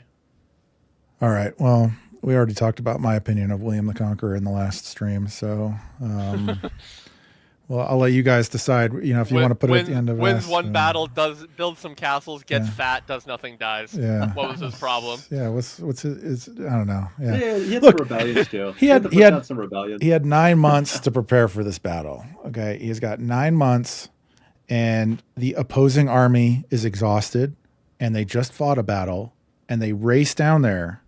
And then it still takes him all day and basically sort of like barely getting fortunate that Harold Godwinson gets shot in the face with an arrow. You know, I mean, it's just... Yeah, honestly, if he doesn't die, it might go the other way. I've seen this point of view out there. It's just, I don't know. It's just a very lackluster... I think I would be less bothered by all this if his nickname wasn't William the Conqueror. I think if he was just sort of like William the Pretty Good, or William the Notable, or something. I think that would be fine. William the Victorious. Yeah, William. Yeah, he won the battle. There you go, William the Victorious. But this whole William the Conqueror is like John of Brabant, like how they call him, John the Victorious. I think the Victorious. Gotcha. Yeah, I think the Victorious would probably be a more fitting title. Yeah, William the Lucky. Renaissance Rerun says William the Lucky. When I hear the word conqueror, dude, I think of like Alexander. Right. Or Conan the Barbarian. You're thinking it's like legend. Like you think about like how William was in Jaffa. That's what I think about when I hear William the Conqueror. And then it's like, oh, here's the Battle of Hastings. Like draws on all day. His army routes. It is a nickname of the title making the man rather than the reverse, right? Or even Henry V in northern France did more conquering than William. Yeah. Jonah in the comments says William the minimally exceptional. William the fat and lazy. Anyway, you guys know my opinions. I think I'm tired. I'm tired of Hastings. So, we're talking about the battle. Yeah. Fat, lazy. Fat, lazy Norman aside, it's a good battle. Look, you guys are gonna rank it without me. So you go ahead and put it where you want to put it. Yeah, we'll put it S tier. End of S, or do you want to put it somewhere else? I'll let David choose. To me, it's past Jaffa. It's probably behind Crecy. Oh, he almost just threw up hearing that. I'd imagine. It is what it is. I saw visible disgust just hit his face the moment you said. What do you think, medieval After scholar? Jaffa. Before or after Jaffa? After. All right, after it is. Get wrecked. All right. Get wrecked, William the got it. Conqueror. Fair enough. Get behind me, Richard. I got your back. Appreciate it. All right, 2 left. Here we go. Targoviste.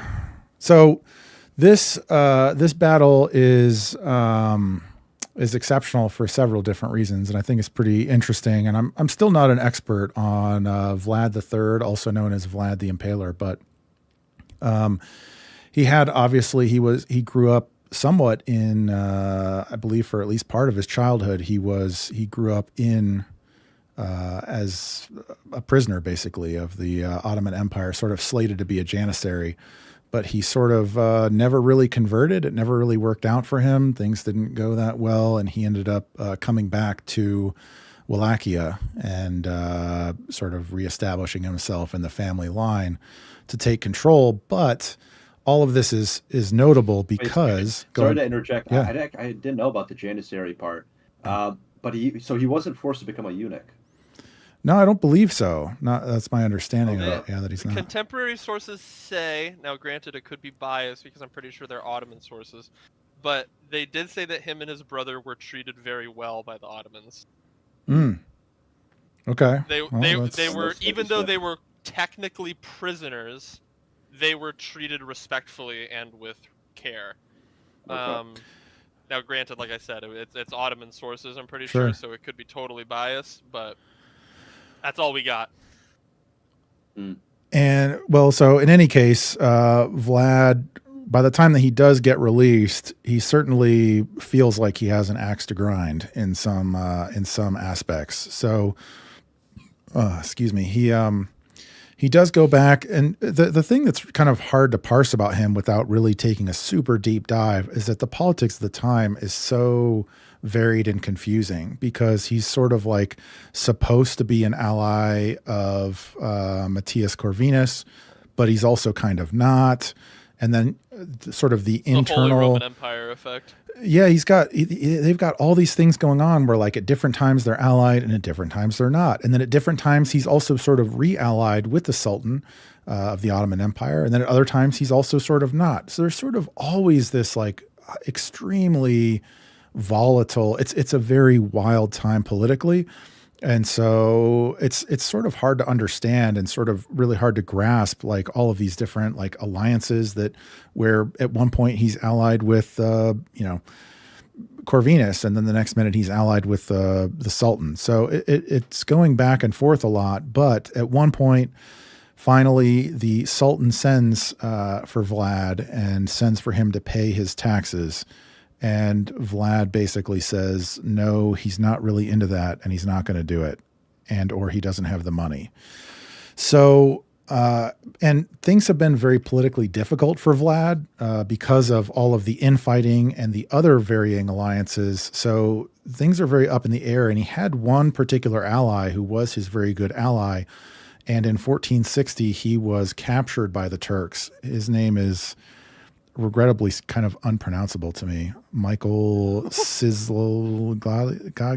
Sorry. It's a tough one. It's a tough one to pronounce. If there's any Romanian viewers here, they just got chills down their spine. My apologies. But in any case, he got captured, and all of his men were tortured to death, and he was sawed in half. So at this point, I think Vlad is not, he's kind of had enough. And so he's not paying the tax. And also the Ottoman Sultan, this is Mehmet. So Mehmet would be the, he would have been the young boy in the Varna saga, which also, by the way, so this is going to take place in 1462. And for context, Christopher Columbus is 11 years old. On the other, other side of so weird to think about. Yeah, it's really weird to think about in context. That all this is going on as Christopher Columbus is alive. Yeah. And all right, so then the Sultan decides he's going to invade, so he is able to raise a massive force. According to Mehmet's estimate, his force is 150,000. Historians think maybe that's too large. Maybe it's only 90,000. Oh, but what I was going to say is that Vlad's childhood is notable because this entire night battle is only feasible because of the way that Vlad grew up in the Ottoman court, because he speaks fluent Turkish, and he's also intimately aware of how the Ottoman army moves and camps and all of that. That's really going to play a big part in this, which is why it's so unique and so extraordinary. So anyway, as the Ottoman Sultan is making his way into Wallachia, Vlad has written to Corvinus to ask for, and supposedly they have an alliance, and he's expecting Corvinus to come to his aid with some soldiers so they can team up and fight the Sultan. But he starts to realize as this is dragging on and he's sort of doing all of these different guerrilla tactics against the Sultan, he's starting to realize that Corvinus is not coming to his aid. And so he's just got all that he has left, basically, all that he has left is to basically just wage this crazy guerrilla warfare campaign. At one point, because he does have an army that's about 25 or 30,000, and he gets all of his generals together and he basically says, you know, we really don't have very many options here. We can starve to death or we'll be taken prisoner. And neither of those is I would probably rather starve in this situation. Yeah, so he says, you know, so we have to fight. And basically all of his generals agreed with him. And so prior to this, outside of Targoviste, which is one of the main cities, the capital city in Wallachia, as the Sultan is heading in that direction, basically Vlad has another contingent, one of his allies who is nearby, who also has apparently like 10 or 20,000 troops. And so Vlad tries to coordinate this night attack on the Sultan. The idea being is that they can ride into the Sultan's camp and hopefully kill the Sultan in the middle of the night, which would then obviously, cause the army to disperse or go back home or whatever is the case. So Vlad coordinates this. Now, the thing about this is not just sort of like you're riding into the camp. You have to think about, if let's say it's 100,000 or whatever, 150,000, the camp size is massive. So by the time that this raid begins, Vlad is starting and riding into the camp, riding, around the outside where he can get into the middle of the camp. It actually takes him 4 hours to ride from when he first gets there to actually where is like in depth into the middle of the camp. And so he's able to do this in part because he speaks fluent Turkish. So when he's encountered by the guards, he knows what to say and he speaks it in such a way and has his cavalry with them and they're riding in to where at first everybody thinks like, oh, this is another contingent of the army coming in, or this is, some sort of reinforcement or whatever, because Vlad is able to speak to them as a Turk, basically. The other thing is that because of his experience with the Ottoman army and growing up in the court, he knows the layout of the land. He understands how the Ottoman army camps. And so he's able to navigate, think about a 4-hour ride through this camp. He's able to navigate all the way to where he knows how to get to the Sultan in the middle of the night in dark. So he rides through, and at a certain point, the guards do get alerted. And so the alarm is going through, is sort of coming through the camp at the same time as Vlad is coming through the camp from sort of like at an outside position. Vlad is supposed to meet his other commander at a certain point in time. And so he's riding and he turns into the middle of the camp. And unfortunately, the alarm is starting to go off. They're riding through and they're cutting people down. They're cutting the tent ropes as they're going through. It's starting to become pandemonium as they get towards the middle where the Sultan is at.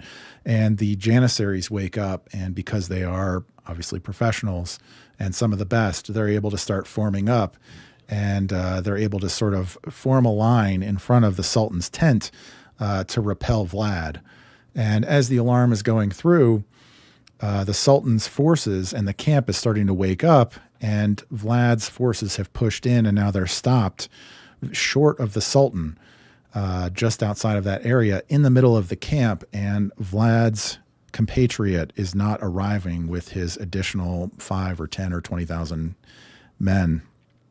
So things start closing in on Vlad. He's not able to get there, but he decides that since the other guy didn't come that way, it's probably still safe for them to escape. And so they do. They turn in that direction from where the other guy was supposed to be coming from, and they are able to escape.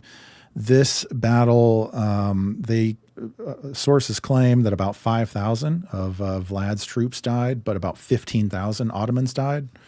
And but a bigger part of that was that it was very demoralizing for the Ottoman forces, and that this night raid happened right before they got to the capital city, and then right outside of which was the over 20,000 impaled Turks on the sort of the forest of impaled people. So this raid, combined with the scorched earth, the other constant raids, and the forest of impaled victims, made Mehmet decide that perhaps he had had enough, and he did end up turning around. So the battle's not hugely consequential, but I would say that it's an incredible act of bravery, and extremely unique for the time, being able to make this huge night raid where you're riding hours into the enemy camp,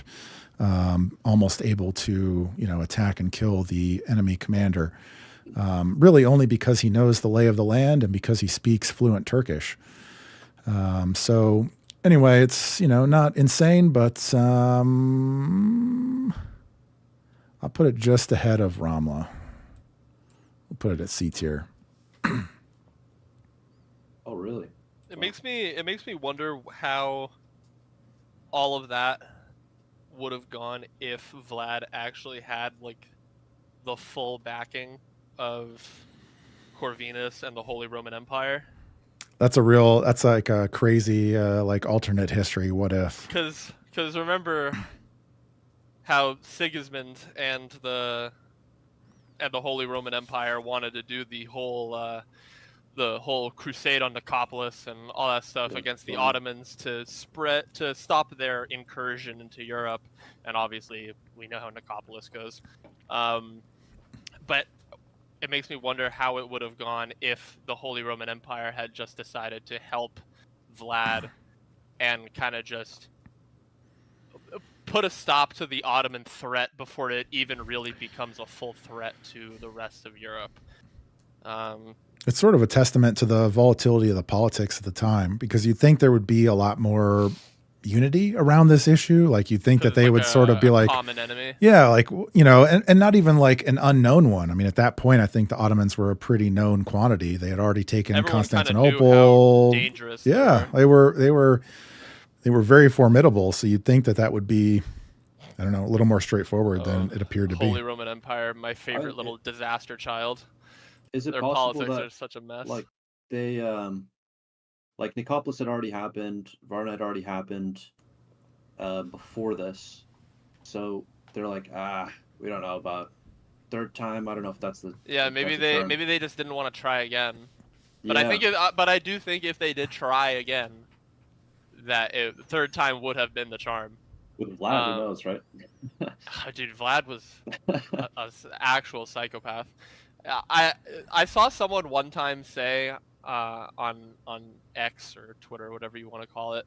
I saw someone say that Vlad is like the medieval Paul Atreides, where his father's assassinated. It's not bad. And his father's assassinated, and he grows up, and he just goes bonkers on this wrathful crusade against against an enemy that wants to just destroy him and everything that he holds dear.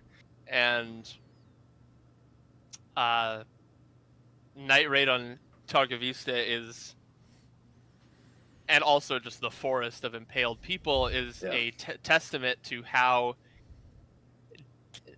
for lack of a better word, dedicated Vlad was to just obliterating. Yeah, I think that's just, you know, a feature of warfare is that in a way you have to be able to sort of meet your enemy, you know, or exceed them in terms of brutality. And he played to win. And yeah, but the thing about him is that he was never able to raise the forces to actually just meet them on the field of battle. So he just did what, you know, he did whatever he had to do otherwise. Yeah, he just, you know, and psychological. He's partly just like he's driven by revenge, right? Yeah, he's literally he woke up every day with fresh hatred. Okay. It seems like he's like a Tarantino character. No, literally. Yeah. There's a reason why he's like the direct inspiration for Count Dracula. Yeah. He's a complete madman, but in the coolest Honestly, you could way just possible. tell the story though, like leave the Dracula. Leave the vampire stuff at the door. Yeah. Just tell the story. Right. Honestly. Yeah. Well, there is like myth or legend or whatever you want to say of I think it's multiple accounts that people would say that Vlad did have instances, quote unquote, allegedly, where he would cry tears of blood that would actually seep out of his eyes.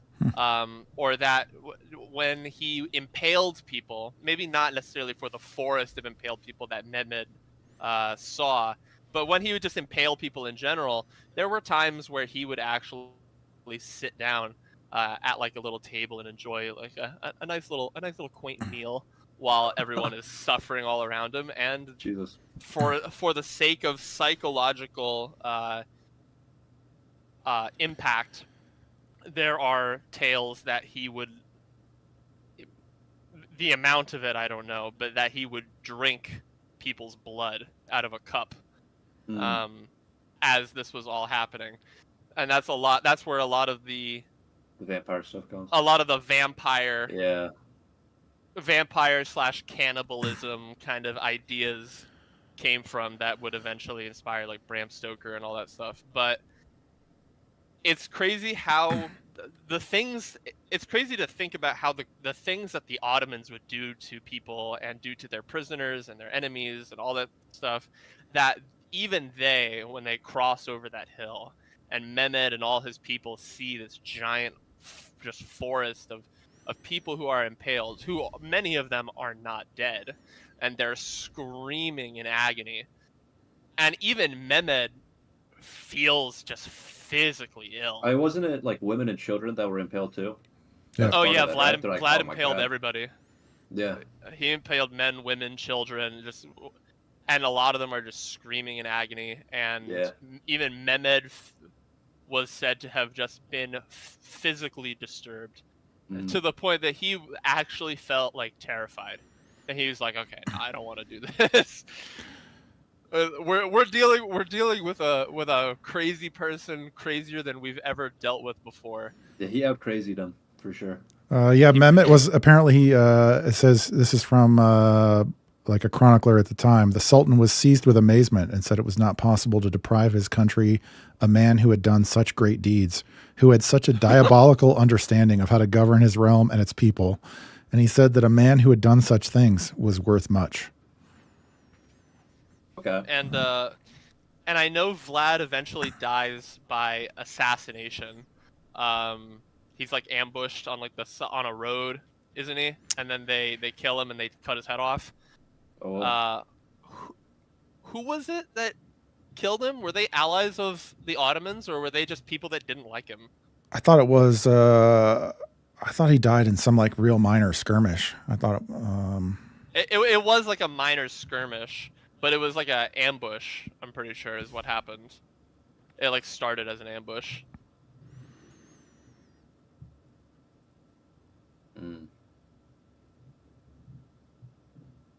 It seems.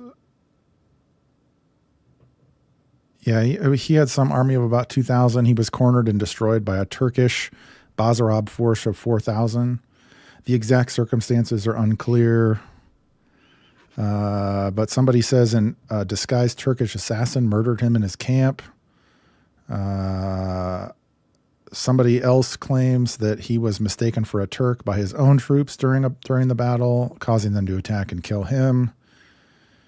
And somebody else said that that's possible because he often disguised himself as a Turkish soldier as part of military ruses. So it seems like it's kind of unclear.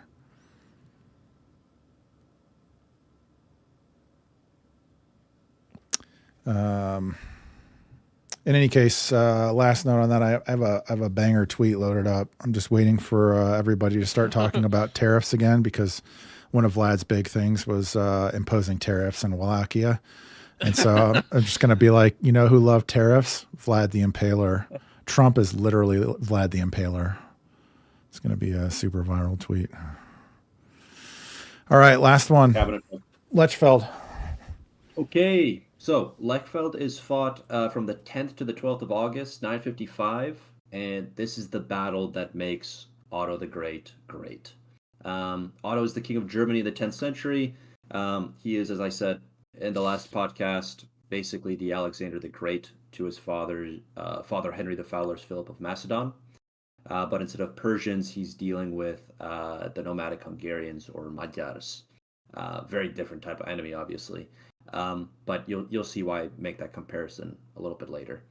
So the Hungarians had been terrorizing Germany and even Europe more broadly for decades, until Otto's father Henry builds a bunch of forts and fends them off. So I mean, this is basically why I make the comparison. Instead of an instrument for offensive capability, Henry the Fowler leaves his son an instrument for defensive capability, and that will really, really pay off with Lechfeld. And so it wouldn't have been nearly as much of a victory had it not been for Henry the Fowler. Just a tidbit about the names, in case anyone's curious. Magyar or Stag is more or less what the Hungarians call their country today. I probably butchered that pronunciation, but they call themselves Magyars. So Hungary actually comes from the name of their confederation at this time, On Ogur, which means 10 arrows or 10 tribes. They are very skilled in horsemanship and archery. They come from the steppe, and they're part of that long, steppe succession, you could say, from the Scythians to the Huns to the Avars, which would later culminate with the Mongols. The battle itself takes place in, as I said, the late summer of 955. It coincides with the last major uprising against Otto the Great.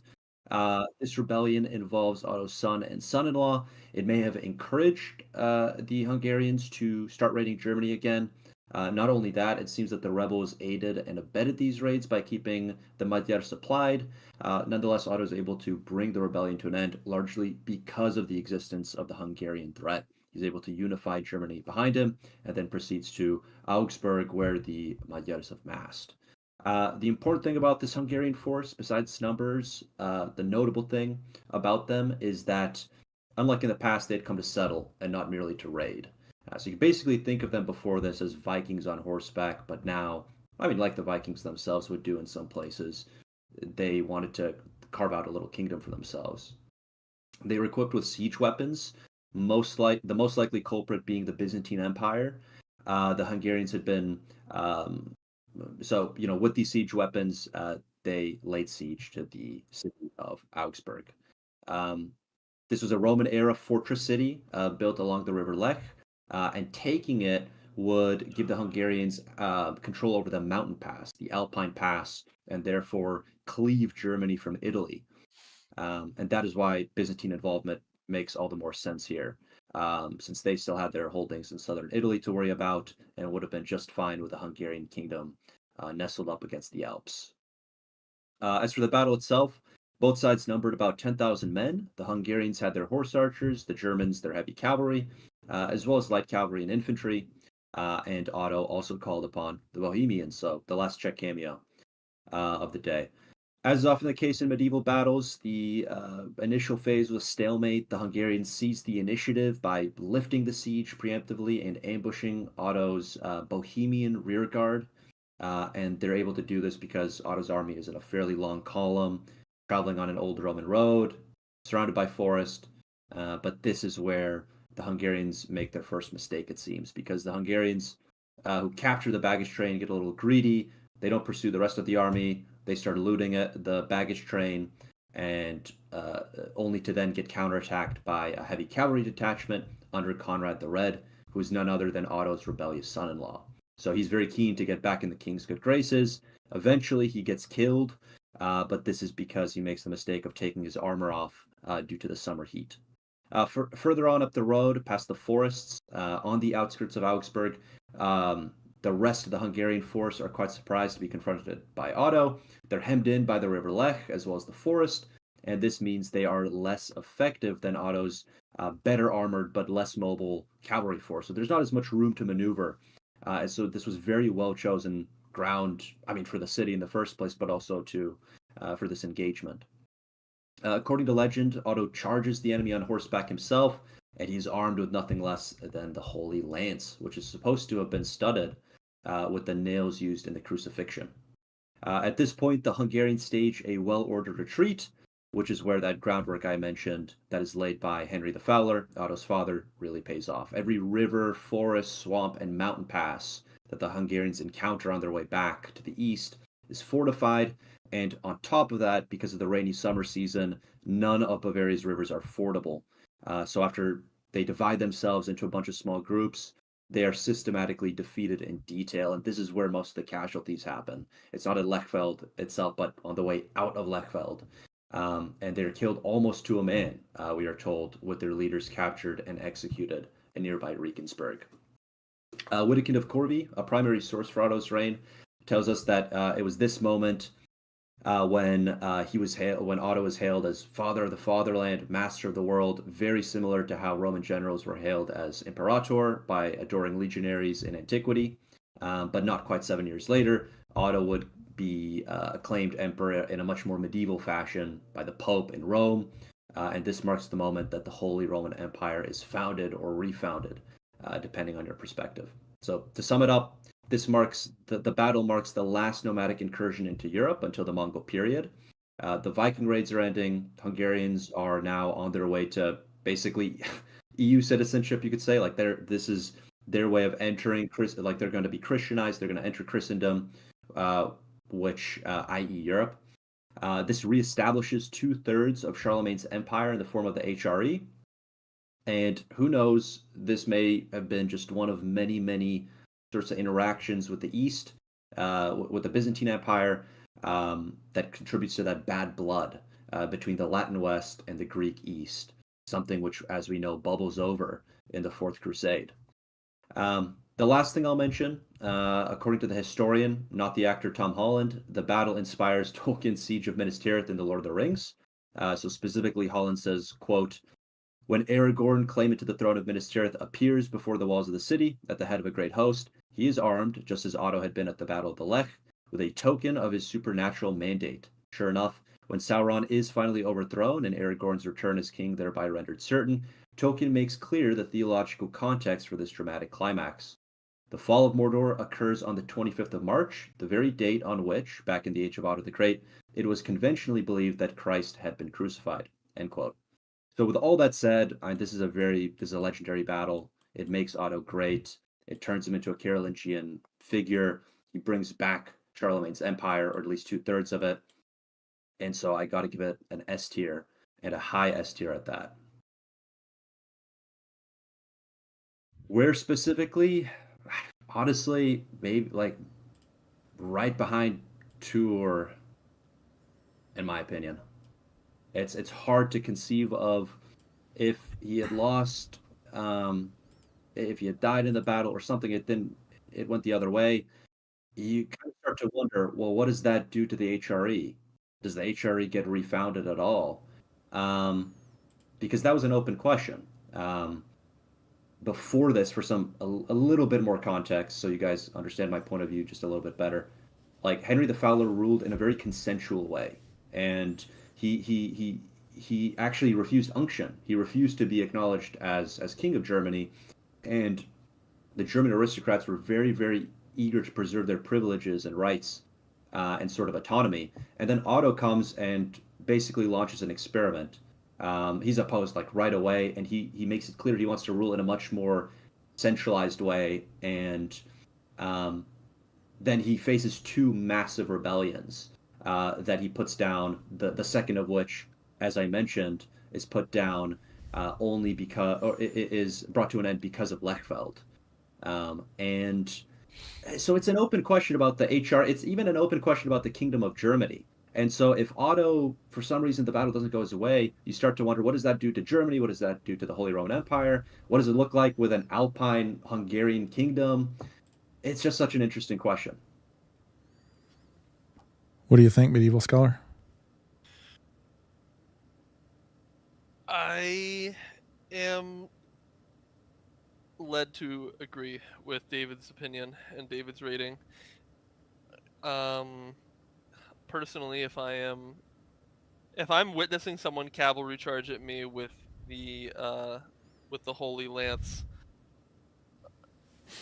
I am led to believe that they are absolutely chosen by God to be everything that they are. Obviously, like you said, it segues us into creating the Holy Roman Empire that exists and becomes what we know it as now. It's what makes Otto the Great, and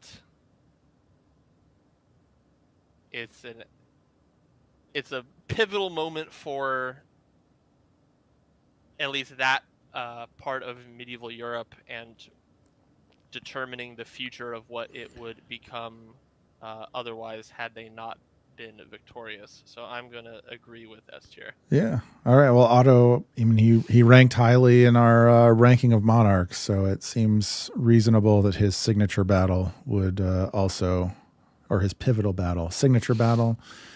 I like that signature battle. His signature. Because it gives him his nickname, right? So that actually kind of works. Yeah. Signature battle. That's right. And that was his signature move, riding with the Holy Lance. So, yeah. There's lots of like there. So I think that's, I think that's fair. So, a lot of things that Richard III maybe could have learned about charging. He didn't have a Holy Lance. That was really probably the difference. If Richard III had a Holy Lance, would he have won Bosworth and killed Henry Tudor in his charge? We will never know. Yeah, probably. So, all right, before we wrap up, everyone make sure if you're watching, go check out David, his YouTube channel, Empire Builders. There's a link in my YouTube description here, which if you didn't catch the whole thing, it'll be up for a replay, so you can watch it. You can click on his YouTube channel, go check that out. He makes awesome historical videos. And you can check out his X account at Empires Pod. We also have Medieval Scholar here, which you can check him out on X at Medieval Scholar. And he writes awesome threads about history and often historical battles, which we didn't get to all of them today. So I think in conclusion here, I think maybe we're a little bit too ambitious, and maybe we got to narrow it down to like top 12. Maybe we could do like 4 each or something like that. Maybe top 12. Keep it maybe a little more concise. So we have maybe, the appropriate time to like discuss. Less messy rankings. Yeah, and then the rankings maybe will be a little bit clearer. Maybe I don't know. Maybe we'd have to see on that. But what do you think about? I know you came in late, which is fine.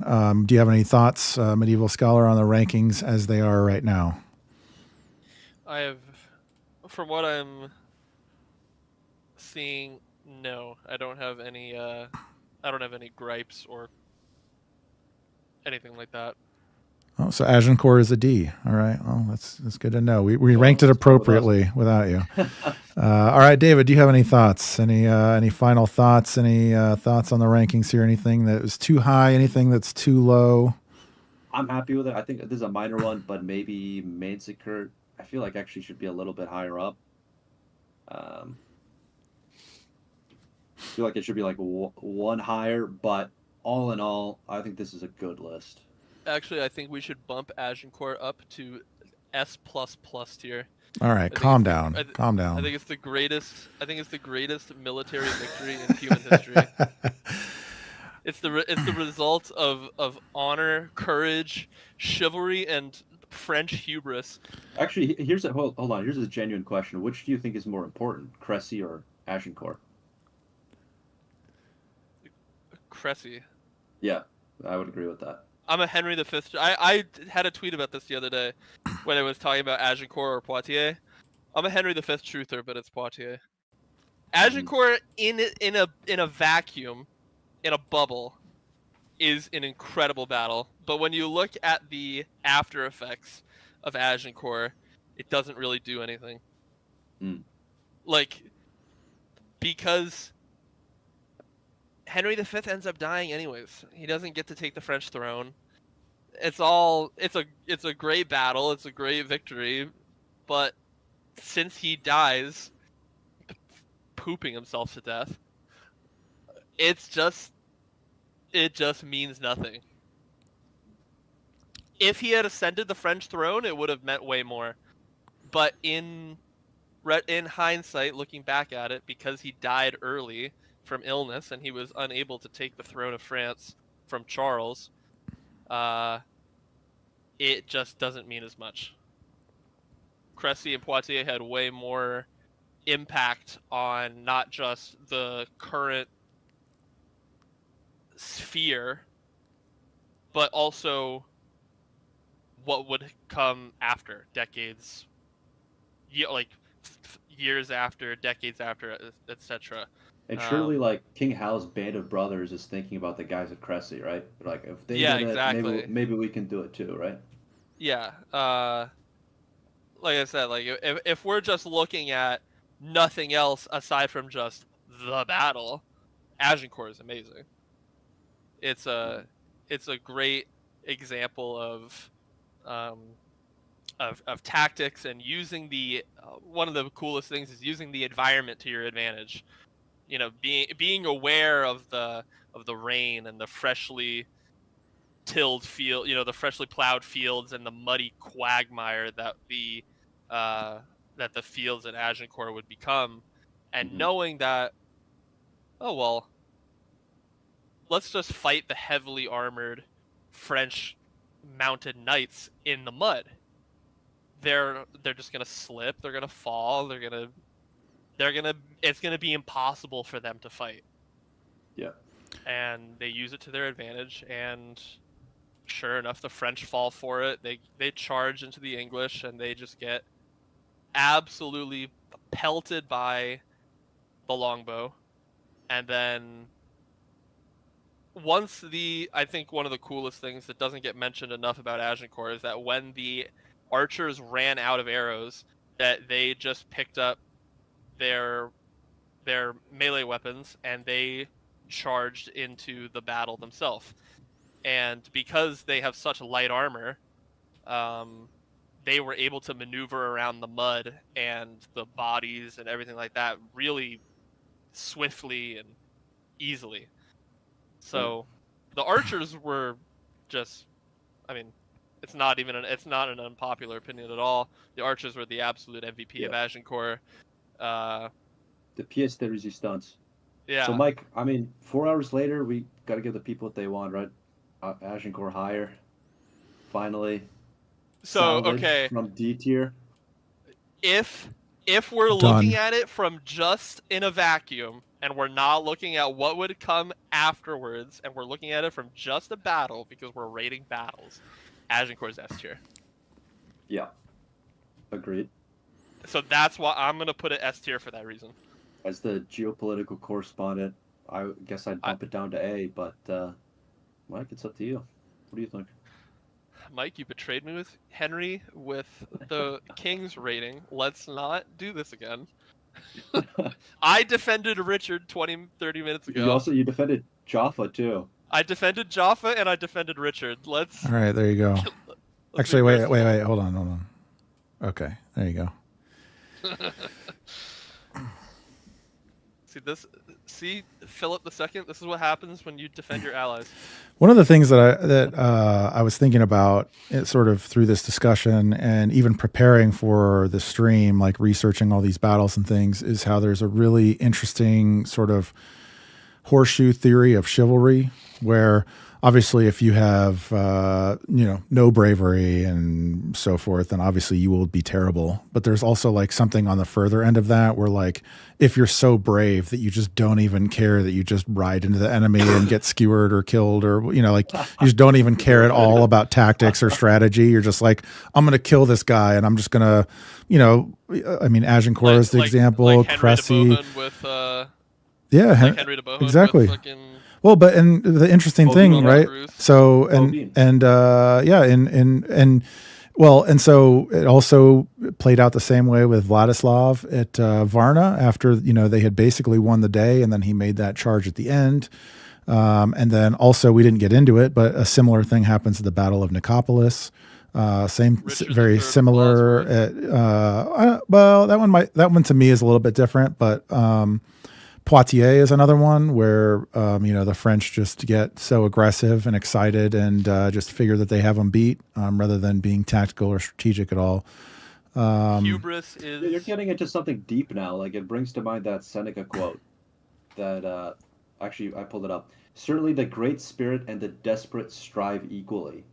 But I think I have my contentions with that quote because I think there's a difference between courage and a death wish. Like, courage... You must have a will to live and win to have courage. I think otherwise you are stupid. You have a death wish, right? I think also to be a fantastic warrior or military leader, you also have to be completely okay with the fact that you can die at any time. Yeah. Geoffroy de Charny talks about that in his Knight's Own Book of Chivalry. Yeah, it's like you can't be the warrior that you're meant to be or the leader that you're meant to be in, especially in this era of history, and with antiquity also. But you can't reach your full potential of these things if you are afraid to die. Totally, and you have to have, like, morale plays such a huge part, and these men are obviously leading armies, so they need sort of unshakable morale. I mean, that's a big part of a lot of these guys' story. You must lead by example, right? Yeah. Well, Robert the Bruce actually is a great example where he was defeated just over and over and over, and then ended up coming back and finally winning.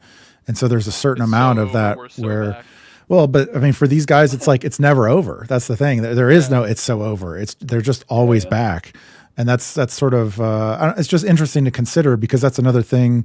Like I think a certain amount of these battles, like I said, Poitiers, Nicopolis, Crecy, Agincourt. There's just even Varna. This sort of maybe too valiant aspect to it, or whatever, the sort of disregarding the tactics. And then you look at some of these other battles like Tours or Bouvines where they weren't behaving like that, and it ended up being essentially like a great victory. It's just sort of interesting to consider.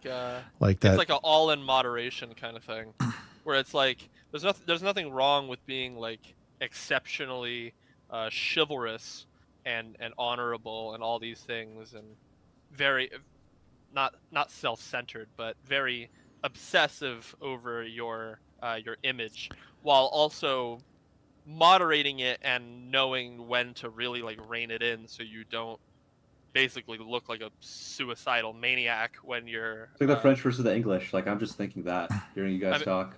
Right? I mean, like for Mike, it's like the perfect example is Bayard, where it's like a warrior of such high chivalry, but he keeps it in such a measured level that he isn't a like just suicidal idiot who gets himself killed because he wants to do something heroic. The meek shall inherit the earth, but like meek once meaning something a little bit different from what it is today, right? Yeah. Like you have the capacity for strength, but you keep it sheathed. Well, who knows? Maybe Bayard was a suicidal maniac and he just had the mandate of heaven to survive so long. Well, to be clear, I'm not trying to tone police chivalry, and I understand it. I'm just saying it's an interesting observation. Oh no, I totally know what you're trying to say. And, I think it's a fair assumption. And a big part of it that's really interesting too, like in the case of Vladislav versus Sancho the Seventh. it works if you don't die, basically, right? Like if Vladislav had killed the Sultan and won the battle, then we obviously would be talking about that very differently. We'd be saying, wow, that dude was a hero and it was epic. And I mean, he came within 50 feet or 100 feet or something, of accomplishing that goal. So, or if the French and the Holy Roman Empire actually somehow managed to win at Nicopolis, then we would also be talking about that in a totally different way. Right. That's one of the things that is, it's sort of I guess it's easy to like Monday morning quarterback that and sort of say like, like armchair analyst. Right. It didn't work out, That's awesome. but that's why I'm trying to be clear that like I'm not sort of like necessarily putting a negative value judgment on that, because part of that is like in the recipe for success, and it's difficult to. It's impossible to know in the moment if that part of the recipe is going to be successful or not. But it's just an interesting observation how that's sort of on the further end of the horseshoe seems to have contributed to defeat in so many notable instances. Yeah, it's like just being.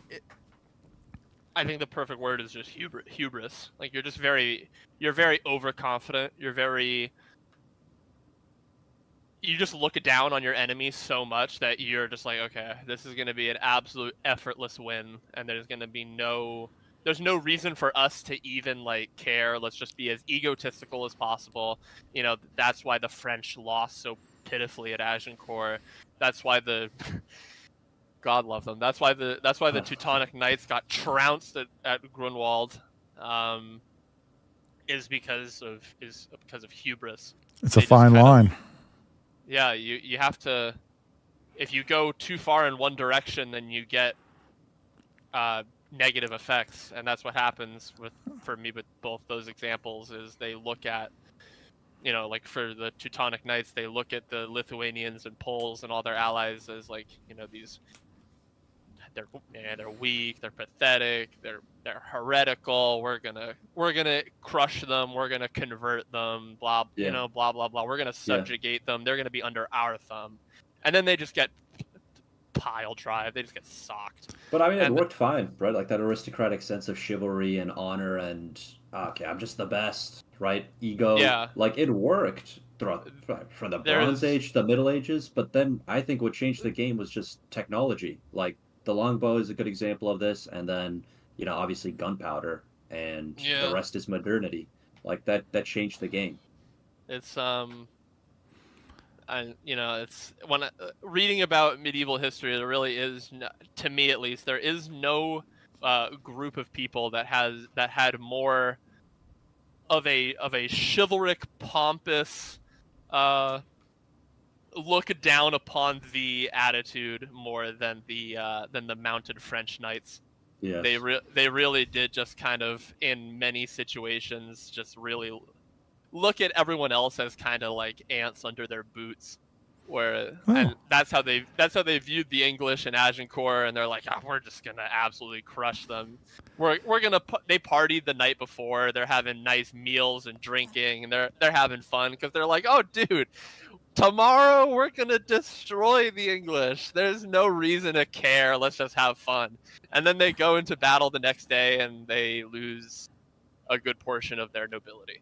And so, that's why you should no matter the moral of the story is, no matter what situation you're in, no matter quote unquote how better you are, you should always respect your enemy and take their potential skill into account in some way, shape, or form. Because if you don't, you might have your own little Agincourt moment. Well, I think maybe the observation that I'm going for here amongst most of these battles is that it's just such like the difference between confidence and hubris is really, you're just like walking the razor. It's a very fine line. And also the difference between the sublime and the ridiculous, as Napoleon said. There's but one step from the sublime to the ridiculous. Where these suicidal charges, if they work, it's just awesome, and if they don't work, it's like, why would you do that? You have a death wish. Yeah, that's a good point, because if you look at the French charge at Agincourt, or you look at the French charge at Nicopolis, if they worked and they won, people would look at them and be like, wow, French genius. And actually, with Grunwald, there's an argument to be made that they should have been more impetuous. There's actually an argument to be made that they should have. So I made this point actually twice that they should have just charged while the Poles and Lithuanians were assembling. This was a coalition army, which also you could look at. You could look to Napoleon's military career, even in the age of gunpowder, for how to deal with coalition armies. It is with impetuosity. It is with charging. And by the way, with the Napoleonic Wars, not to go all over the place, but these like sort of French chivalric ideals with the levy en masse, obviously less aristocratic, but this impetuosity, you see it, and it works. They feed themselves off the land, and they just charge, and they defeat everybody in detail. But in Grunwald, like, they should have literally just the Teutons should have just charged right off the bat, and that probably would have worked. Well, because that's what the Teutonic Knights had always done for the whole Baltic Crusades, for the whole Northern Crusades of them against all of their enemies over the course of their existence. They always just mercilessly charged into their enemies and cut them down with really no care for them at all. And then you look at Grunwald, and then suddenly it's like someone. It's like there was insider betting in the Teutonic Knights camp. It's like they made a parlay about like, oh, I'm gonna make a bet tonight for us to lose, and they just kind of let the Polish and Lithuanians form up and actually prepare themselves. And like you said, had they actually done what was very the standard for the Teutonic Knights and just charged into their enemies because they thrive off of religious zeal and hatred, they probably would have won the battle.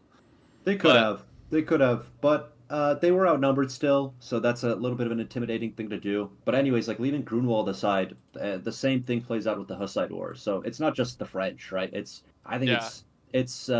the French had a very well developed. They were a sophisticated medieval kingdom with a very like well developed aristocracy.